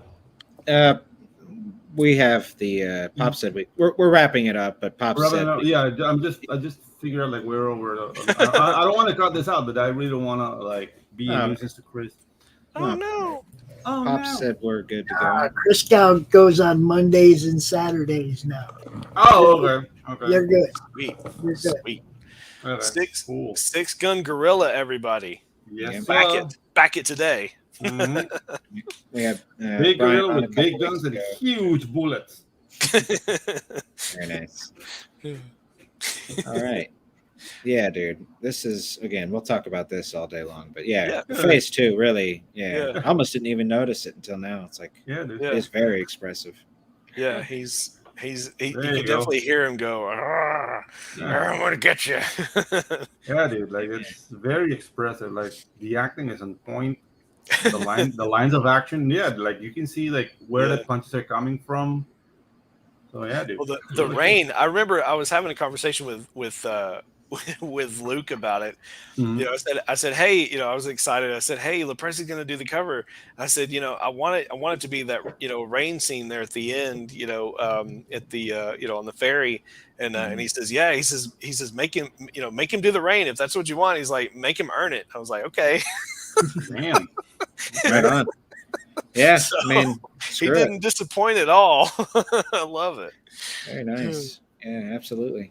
I Very mean, cool, you bro. look at this image long enough, you can hear the rain just pitter pattering, and and the waves. I mean, goodness, you can see over the edge. You can see the waves out there and the clouds and everything else. It's Have you crazy. I don't know. designed the book yet? Like the actual, like putting together the, not just the file, but like I see you've got the outside cover trade dress, but have you figured out like what you were going to do for an inside cover or anything like that? So the that's a good question.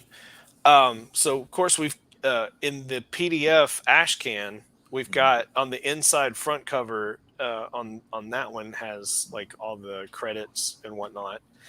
On the inside of the back cover, let's see, right now on the Ashcan is Clint Stoker's Downcast ad.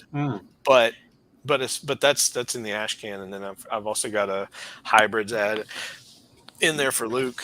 I ask not to sort of put you on the spot in any sort of weird way, but I was just thinking one thing you might could do maybe with the printed version if you didn't include the pencils and the ink version of that cover, maybe on the Presti cover, like just on the inside cover have like the maybe the inks of that piece, might be nice.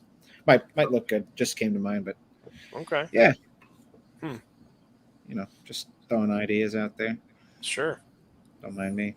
Okay, guys. No, I Sorry mean about that's no that hey and that that's the thing. Like I haven't really given too much thought as to like how many other pages I want to kind of add at the end that aren't story pages. Mhm.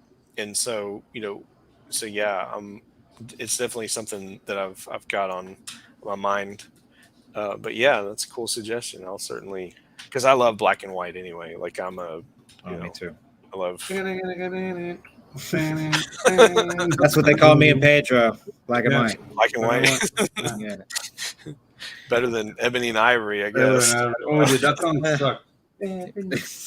I don't know. That might have been funner though. That might have been a little more fun. Ebony. I'll be Ebony. He'll be Ivory. We'll sort of do Yeah, the that will confuse modern people. race swap. Yeah, I identify Hey, it works as for Ivory. Ariel. I mean, you know, Yeah, All right. I can identify as Ivory. How about that? nice. Yeah. Pedro, do you think you could play a sort of medium-sized ginger fella? When he's It depends. Do I go full Irish or? I If think I go with so. the stereotype, just go like yada la yada la yada la yada la yada la yada la. Top of the All morning to green, you. and you Yeah, have to tap dance everywhere. yeah. I don't know, man. Oh, That might be a man. little bit insensitive. All right. Well, Just a Well, tad. I'm just But- throwing ideas out here. I see how. I mean, it is. I'll do it. That's funny. I'll do it. All right. So, But all right. So speaking of black and white, we've got Yes. the part-time black and white line art edition.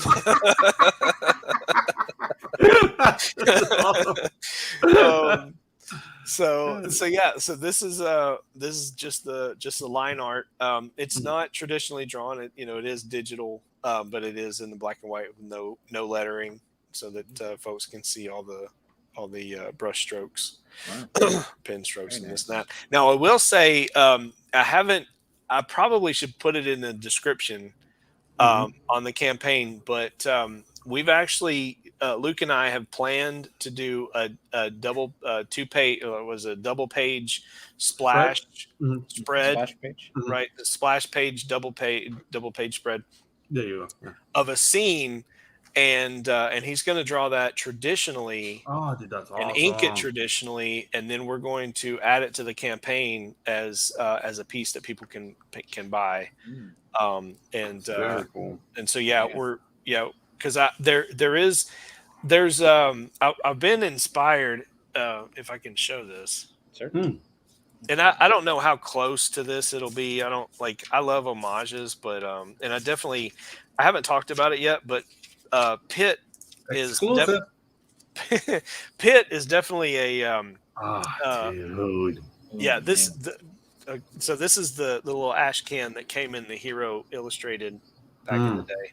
Nice. But yeah, there's I've been inspired by Pitt, and this Well, if you're gonna be inspired by something, yeah. So I like what he's doing here. He's jumping, he's leaping from place to place, and in the real comic, hold on just a second, let me try to.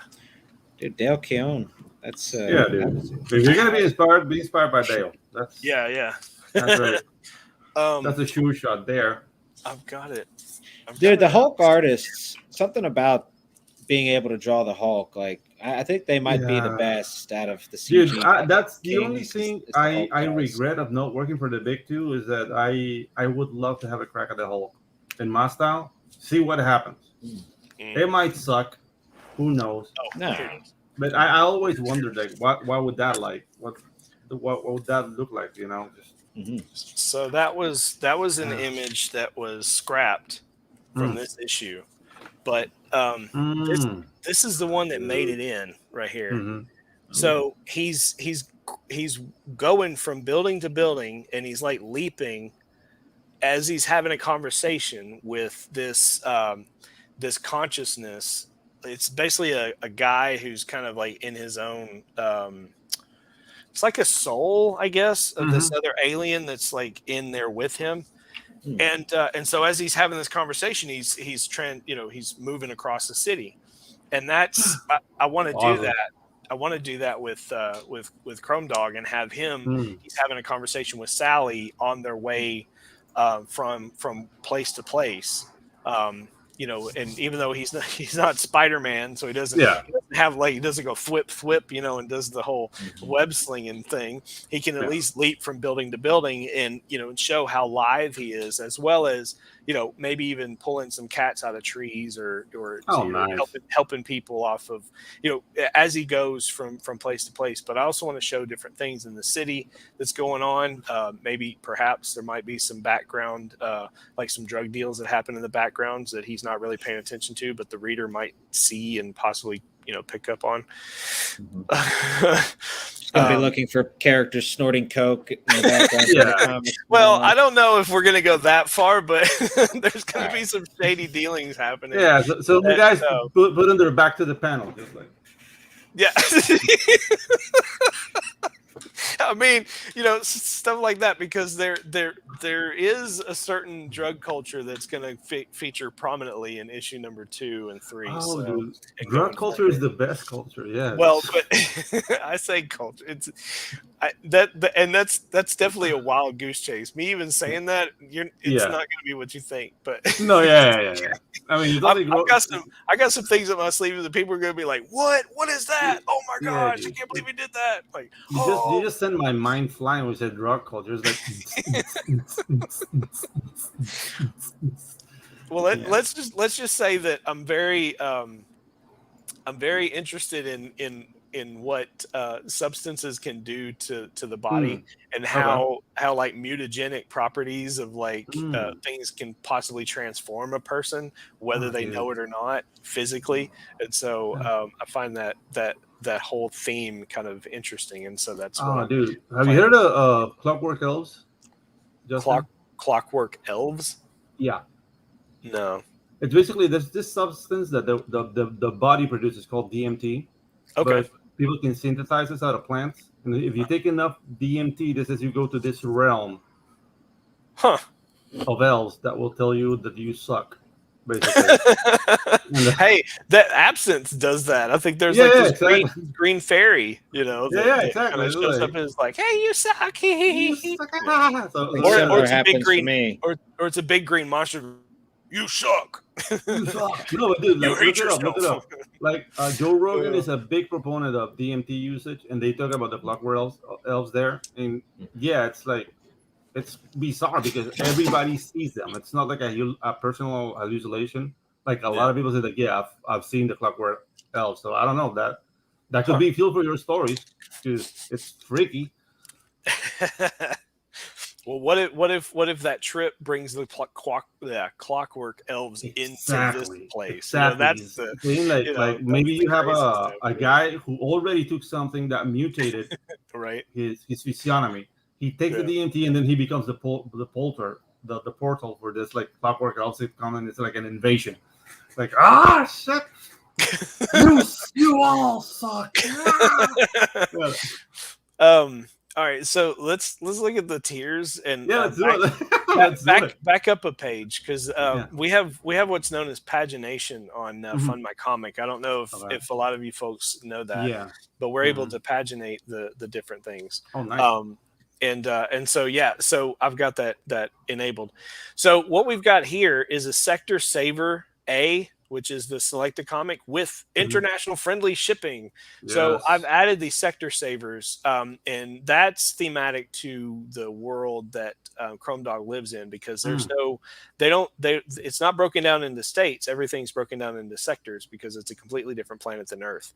Not to go too far on that tangent, but so I decided to name these extra tiers that I've added after that. And so this one, it's a new tier where people can just select one or the other, and then it gets the cheaper international shipping, because the other tiers you can't, the people have already backed them. So I can't do any changes to them at all. So I had to create a new tier and have this available. So there's a little drop down there for you to choose one or the other, and then go to checkout. And I want to say international shipping pretty much around the world is $15. That's reasonable. Yeah, I think Australia may still be like $20. Yeah, but dude, that's like in another planet. So. Well, I know, but I'm trying to be, I'm trying to be hospitable. Yeah, as hospitable as I can be. Pretty awesome, yeah. But for everybody internationally, because I know I like to have physical books. Yeah, dude, it's awesome, and it's prohibitive, man.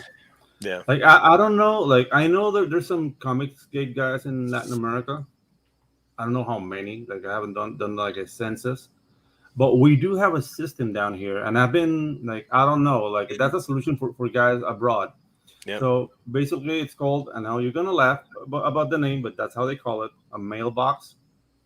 So basically, you get your box in Miami, and then everybody will like buy stuff from Amazon or whatever, and they only come down to Panama when the container is full, and that lowers the prices like dramatically. So what would be like a $50 like shipping goes down to $5. Just have to wait like a little bit more because it will like basically build up in Miami.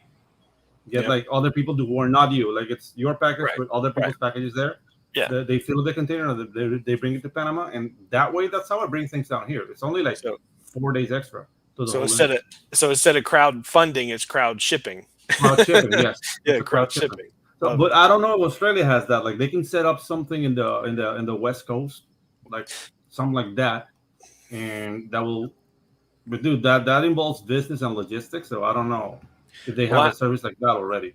I know I'm ambitious here, but I think once Chrome Dog hits, I might be able to get do something like what was it Ginge Lemons does and get regional printing and stuff like that in other countries and make it. Yeah, I mean I'm thinking bigger in that regard because I want to make I want Chrome Dog or Ringgold at large. I mean, the world that he lives in, I want it to be a household name like Ninja Turtles.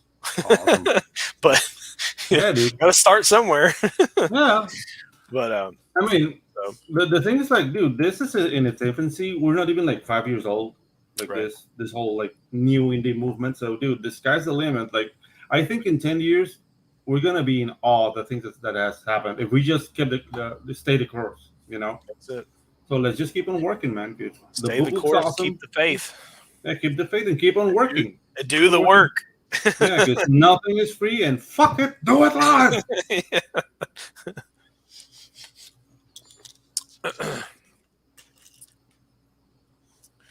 All right. Power through it.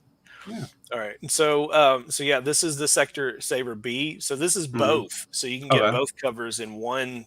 So if you want to buy them both, and then you can save on shipping as well. Here's a tier for that. And I did this because we're still waiting for the shopping cart functionality for Fund My Comic to come about. Should be around any minute now. Literally, like I think today they're supposed to do a deployment of it on the website. So I don't know where we are with that, but yeah. But in the meantime, I created this Sector Saver B, both of the covers for your buying pleasure. Nice. He's muted. You're muted, Mr. Charleston Chew? Oh, that's strange. I swear I didn't hit the button. Oh my god. Wow. Charleston Chew. How do you do? Charleston Chew. Charleston Chew, yeah. Nice. Okay. What's yeah, the next awesome tier? though. Yeah. Okay, let's see what we got here, buddy. All right, so this one. So this wait. That's fine. This is the Arrow Bundle 2. Nice. It features 6 Arrow comics, including Chrome Dog #1 plus the stretch goals. And so because I'm part of Arrow Comics, each one of us creators that are associated with the Arrow, we put these bundles on our campaigns. So it's kind of a way for us to scratch each other's back as we go along. Yeah. I like it. So this one has the Fool, which is currently funding as well on Fund My Comic. That's Randy Zimmerman's his initial offering for the Fool #1. Yeah, the IP, but it also features the Soul Tack #1, which is the floppy version of the very first part of Craig White, aka Mad Ruth's Soul Tack, larger graphic novel. So he's actually breaking it down. And so all 6 comics for $40 plus shipping. So yeah, pretty good deal. I completely agree. Really, I mean that's got to be over hundreds of pages of. Maybe 200 pages worth of stuff. Yeah, because it's Fool #1, Hero Box Zero #2, Revolt #2, which is an anthology in and of itself. So you've got several stories in that one. You've got Soul Tack #1 and then Hybrids #2. And then the one directly below this is going to be the Arrow Bundle #1, which is 8 comics for Awesome. $50. Shit. Oh, look at that. And so it's got Hybrids 1, Sin Killer 1, Only Death Can Save Us #1, Nice. Herobot Zero #1, Paragon #1, Calico #1, the Revolt Anthology #1, and then Rift Riders, which I think Luke is doing fulfillment on Rift Riders. If he's not doing it now, it's very soon. Sweet. So Very cool. yeah, you get eight comics for $50 plus shipping. That's a bargain right there. It is. Well, we're getting to the real bargain, which is going to be the Hmm. Sector Saver C, but that won't be for a little while. Okay. All right. Because first we've got the Midnight Shift pack. There you go. Hey-o. So the Midnight Shift pack is the Lepresti Virgin cover plus a metal print that features that very same artwork. Oh, very cool. And it's the There it same size, so that Mm. so the packaging is is the same. Mm-hmm, Everything, all these books are going to be shipped in Gemini mailers. Nice. So, Are you shipping yourself or are you using a service? So I'm going to be using the Justin Sweet, Luke Stone, and Randy Zimmerman service, where all three of us are going to converge up in Indiana, Nice. and we're just going to make a weekend of it and just Very cool. do up all the packages and Mhm. ship them from there. Very cool. So Right on. That's the way to 'cause do it. I've got a bunch of Gemini mailers that I'm gonna bring up and hand off to Luke, and then he's basically we've pretty much got a plan because he lives in Indiana, I live in Tennessee, and Randy lives up in Michigan, and so we're just going to converge at Luke's place in Indiana when it comes time to fulfill. Which, by the way, fulfillment I've got down for the end of October. I'm hoping, and I've only done that just so that we're not late. I'm hoping that we can get everything, because we have the Fool is still up in the air. It hasn't been produced yet. You've got the Soul Tack #1. That floppy issue hasn't been produced yet. Rift Riders is just now, coming back from the printers. So there's a lot of moving pieces, and so I just want to make sure that we have everything on hand to be able to fulfill. So Absolutely. So hopefully sooner rather than later. But it definitely sounds like you guys got a plan, and between the three of you meeting up and definitely having a great time getting all that stuff taken care of. Fulfillment it's definitely me and my girlfriend did my first book, and it took probably 2 maybe 3 days of 6 hours each of just packaging stuff. And it's not that it was that much material, it was just it takes longer than you'd think, really. So Sure. having some extra hands is well, and I've had experience with that. Of course, the experience that I had, it's my day job too. I work for an e-commerce company, and so we're a reseller. So fulfillment is what we do every day.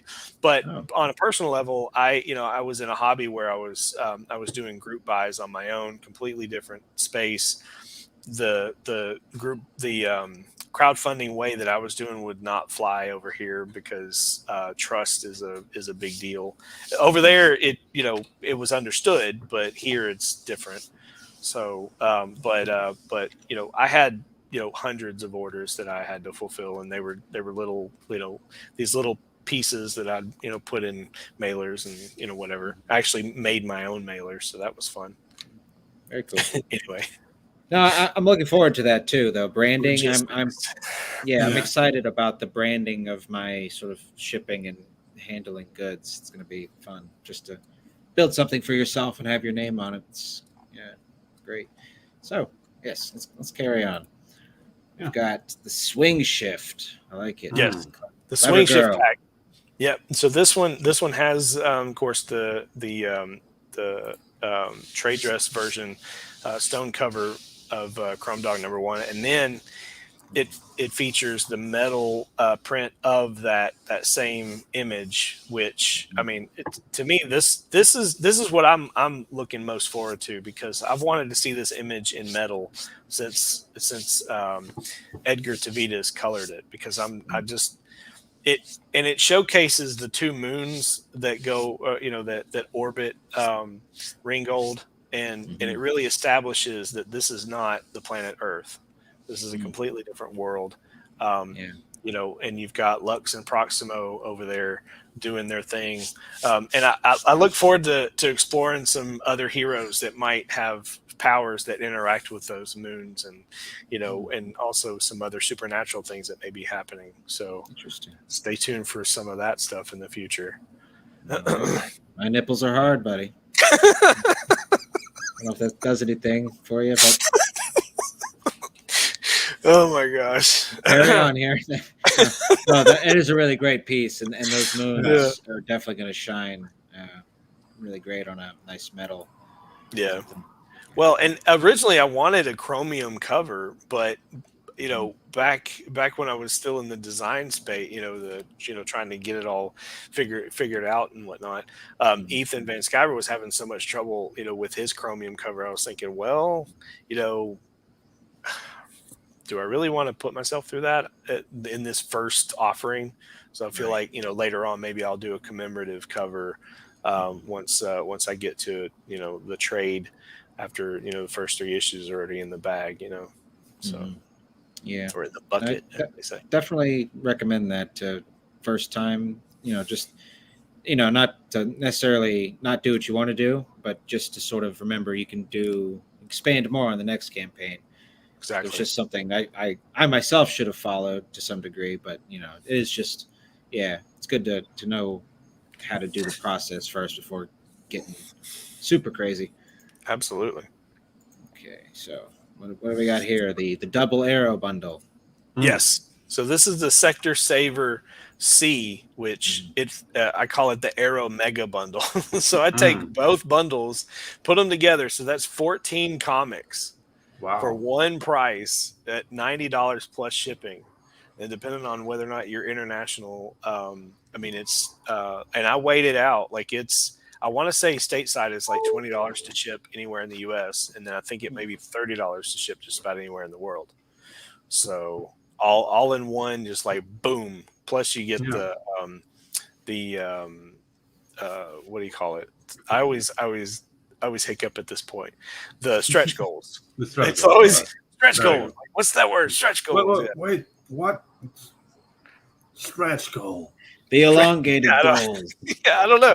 It always just like hits me. I'm like, what's the thing? Oh, stretch goals. So, but yeah. Right. Yeah. Very nice bundle for a really great price, and also dude, this is awesome. Pretty 14 books. Pretty wow. Thrilled to hear about the shipping prices too, because it's I know really been a huge hurdle for people. I've basically considered, you know, well, I've wanted to do international shipping, but it's pretty much until, you know, I'll have to investigate further here, seeing you've found some good prices, but it was pretty much off the table for I don't know how long, until the situation was basically figured out. But yeah, right on. Yeah, it's a thing with pirate ship, which is what I use, and it's like a special thing. You pretty much, it's something you have to unlock with them. You have to like look it up in their FAQs or whatnot, and then you like reach out to them, like kind of like, I don't know, it's weird. It's like this little chat thing, and I don't know if you do anything with pirate ship, but they seem to be a really good shipper. Shipper. Shipper. A long goal. Shipper. A big shipper. My brain is broken. Yeah. I've had some... Hey, dude, it's communicating. It's working. All right, we are coming up. Stamps. I know stamps.com sucks, so hats off to anyone who tries to use them. God bless your heart. But, yeah. We could always use RJ from Critical Blast, who we recommend. He's also a fulfillment, one of the list providers on Fund My Comics. So he certainly is.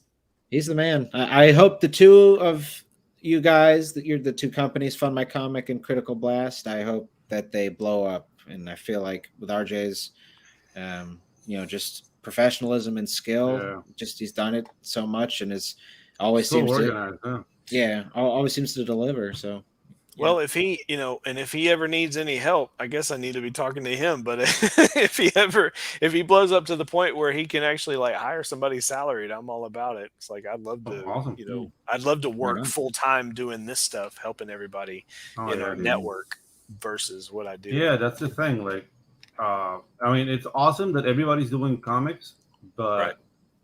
the guys who got rich in the gold rush were not the guys who were seeking out for gold. We're the guys selling shovels and beans, and so there's opportunities all over this, but we just have to be like clever enough to just like isolate them and not exploit, because exploit sounds like death, but take advantage of the situation and just provide a service.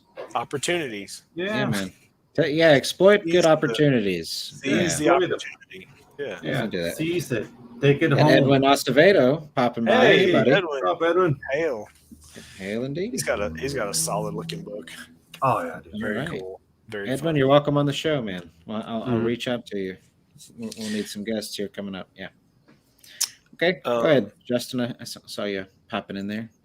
So this is the all-nighter bundle, and this features all 3 variants of the comic book plus the 2 metal prints. And it was definitely like it was an early on fan favorite whenever we launched on Bancroft Stream. So over on Indiegogo, but now you can't get it on Indiegogo. You're gonna have to come over here and get it with Fund My Comic. So come on over. All right, I love it. What are you waiting for? Ditch that Indiegogo. Come on over here to where the cool kids are. Yeah, Indiegogo is the fat chick that doesn't like you. Take your indies. Yeah, take your indies and go to fundmycomic.com. Yes, sir. There we go. Kickstart your way on over to Fund My Comic. Yeah, exactly. All right. Edwin says his DMs are open. All right, gang. Very good. Go away from Indiegogo. Come to Fund My Comic. Do it. Do it now. Yeah. Okay, so so the all-nighter bundle is this $100 and we get the whole shebang, both covers, the black and white, and the 2 metal prints and the stretch goals. Yep, all in one. Bam, there you go. Plus shipping. Hot damn. Absolutely. And no. And I did adjust the shipping. Was able to adjust the shipping because we've not had any backers over here on Fund My Comic yet, so I was able to kind of bring that down for international folks as well. So it's it's already kind of a built-in sector saver, if you will. Very nice. I think communicating that to international backers will, just like on Twitter and everything, just getting, because that is sort of the preconception, right? That it's most of the times out of the question. At least that's just, maybe not out of the question, but I know a lot of UK guys, for example, and they're just, I hear and see them talk about the shipping issue. So maybe getting it out there would definitely help some of that too, just to start spreading the word. But dude, awesome project, Justin. Yeah. Thank you so much for hanging out with us, man. Yeah, dude. Hey, before we go, I'm sharing my screen right now, so you can see what I'm talking about when I said cops. We don't want to watch any more of your home movie porno, Pedro, but I'll give it porn. It's not. I wish not it this was. time. Not this time. Not this time. But check this out, man. Dude, this is an day of the week. It's crime fighting time. I can do that. And that's the thing. Like, you see the character design? That's like extreme 90s animators letting go. Like, we have this toy. So, yeah, dude. I just wanted to show you guys that. It was awesome.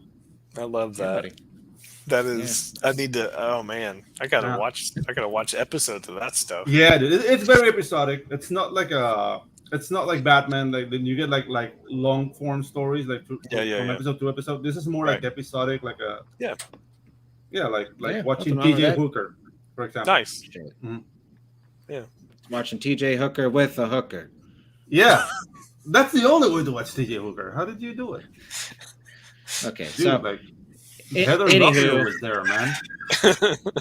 I would watch TJ. That look was so genuine too, Pedro. Yeah, how did you do it? How you do it? All right, boys. So time. I love that. Yeah, dude. No, you're gonna love that show, man. No. Nice. I don't know. Vest You is saw too Luke cool for Cage. I school. saw Shaft. Yeah. The thing is that they took inspiration from Dragnet, basically. Yeah, And yeah. from then up, they started picking Yeah. from everywhere. And dude, it's just a mishmash. The story's like future tense, but it has like this 60s, 70s flavor to it. So, dude, it's an amazing show. What's up, Neil? What's up, Neil? Very nice. Right on. So, yeah, dude. Okay. Yeah, Cops. very I cool. just popped in to play the commercials at the end of the show. Very good. It pops in. Pops popping in. That's what he does. Pedro knows what I'm talking about. Yeah.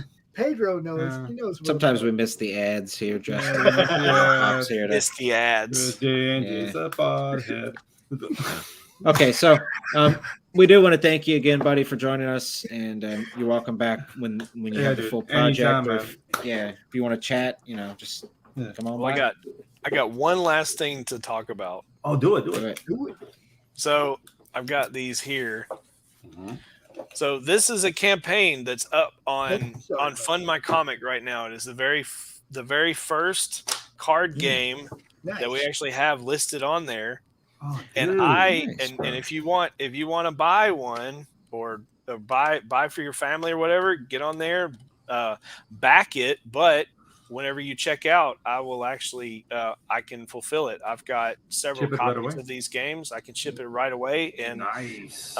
a portion of the proceeds goes to fund Chrome Dog. The other portion goes to the company that produces this, which is Dark Unicorn Games. I'm also the one who created that the campaign that is currently on Fund My Comic. So yeah, it's called Super Powered Smash Masters, and like I said, it's the only card game currently on there listed on Fund My Awesome. Comic, and it's Beautiful. also I think What- it's featured what as bit well, again? so you'll see it. It's I a lot heard of you fun. talking about gaming earlier, Justin. I just wanted you to know on Fridays we have 3 different game streams that go on the network. Two of them are live.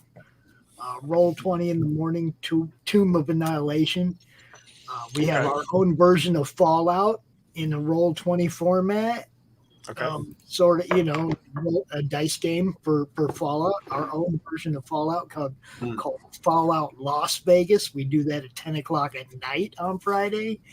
And then we show the Fellowship of the D20s live stream when they go live. We show that as well. A bunch of different stuff, man. We love games. So, and we promote games and gaming just as much as comics if we can. You got a link to that, you drop it in the madness. I did. I threw it in. Just like for your book, bro. Yeah, I threw it there in the private chat, just so you guys can, Very cool. But yeah, you back that. You back me too. So, but yeah, I wish I had the headspace to play role playing games right now. I just don't. I'm playing, I'm in the Dice Masters. And we play Marvel Crisis Protocol, which is a Marvel miniature game at work every Thursday night. We're playing, where I actually get paid to play games at work. How cool is that? That is It's cool. awesome. But anyway, Yeah, no, that is rad, and we are getting ready to end the show. But my first book was heavily D&D themed. It's basically like X-Men meets Saw meets D&D. So games were a lot of fun. Superheroes, man. Yeah, man. Lots of fun. Okay, gang. So yeah, Justin, thanks for popping by, buddy. We will be very respectfully, but hopefully with a comedic sort of sprinkle on top, be sort of booting you along now. So if you have anything to say before you leave, it's like go on, go away, bye bye. Say something. Your hands where I can see him, Ginge. No, I'm trying to set him up for something, but no, we no. had this running gag where I was accidentally kicking the guests out while they were in the middle of talking. It was always an accident, but then it became a game to see how long to keep it It going. was horrible. Well, I could also go into talking about my mom. God damn it, man! No, James, it's not cool, all man. right. It's not cool. No, he's That was fine. hard. Bring him back. He Bring him set back. me up for that. Come on, Bring him all back. right. Bring him back. He set me up for that, Jesus right? Christ, man! Not when he's talking about. All right, he's fine. Mom, He's dude. fine. No. All right, gang. Oh, you just wanted to check. No, that's it. No, he's Yeah, not. no, that's the show. That's it. Hey, Pedro. We're done. Hey, Pedro. What's that? Watch this.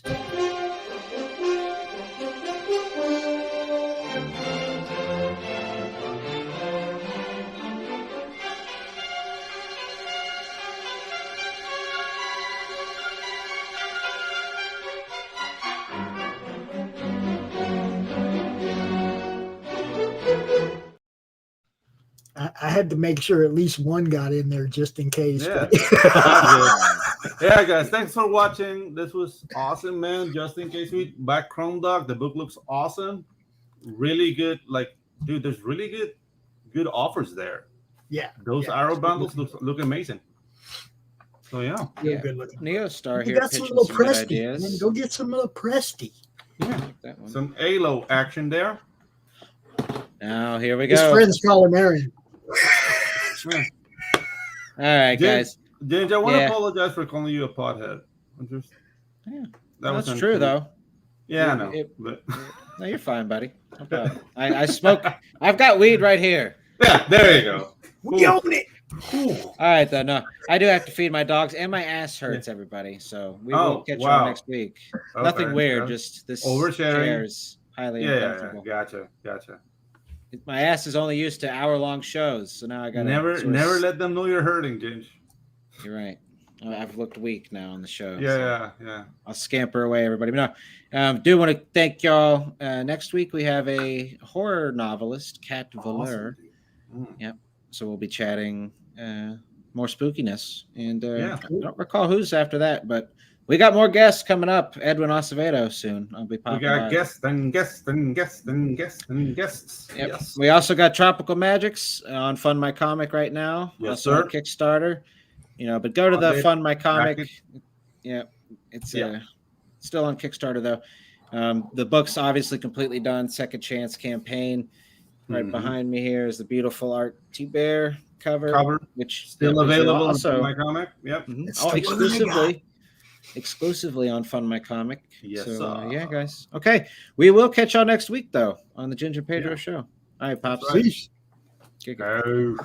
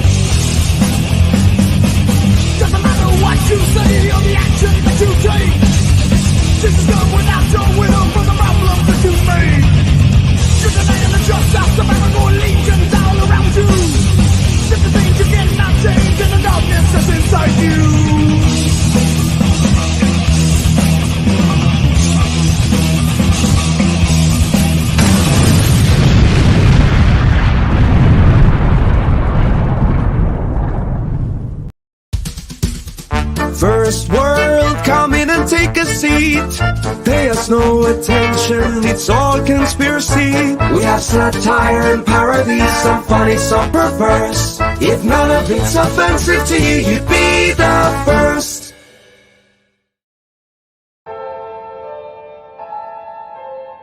Fairview's coffee has mysteriously gone missing. Mayhem ensues when strange, coffee-craving zombies plague the city.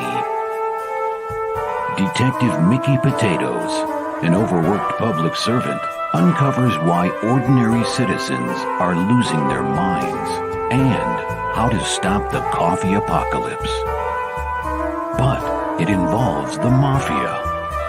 And when you're dealing with mafia crime families, nothing is ever easy.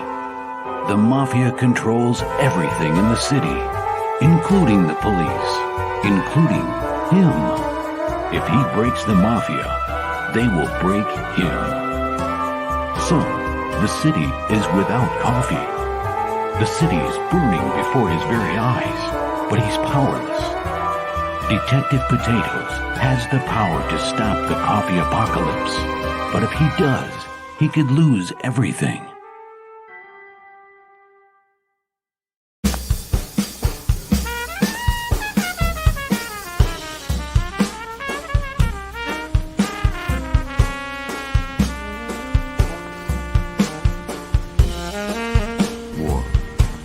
War never changes. When atomic fire consumed the earth, those who survived did so in great underground holes. When they opened, their inhabitants set out across the ruins of the old world to build a new society.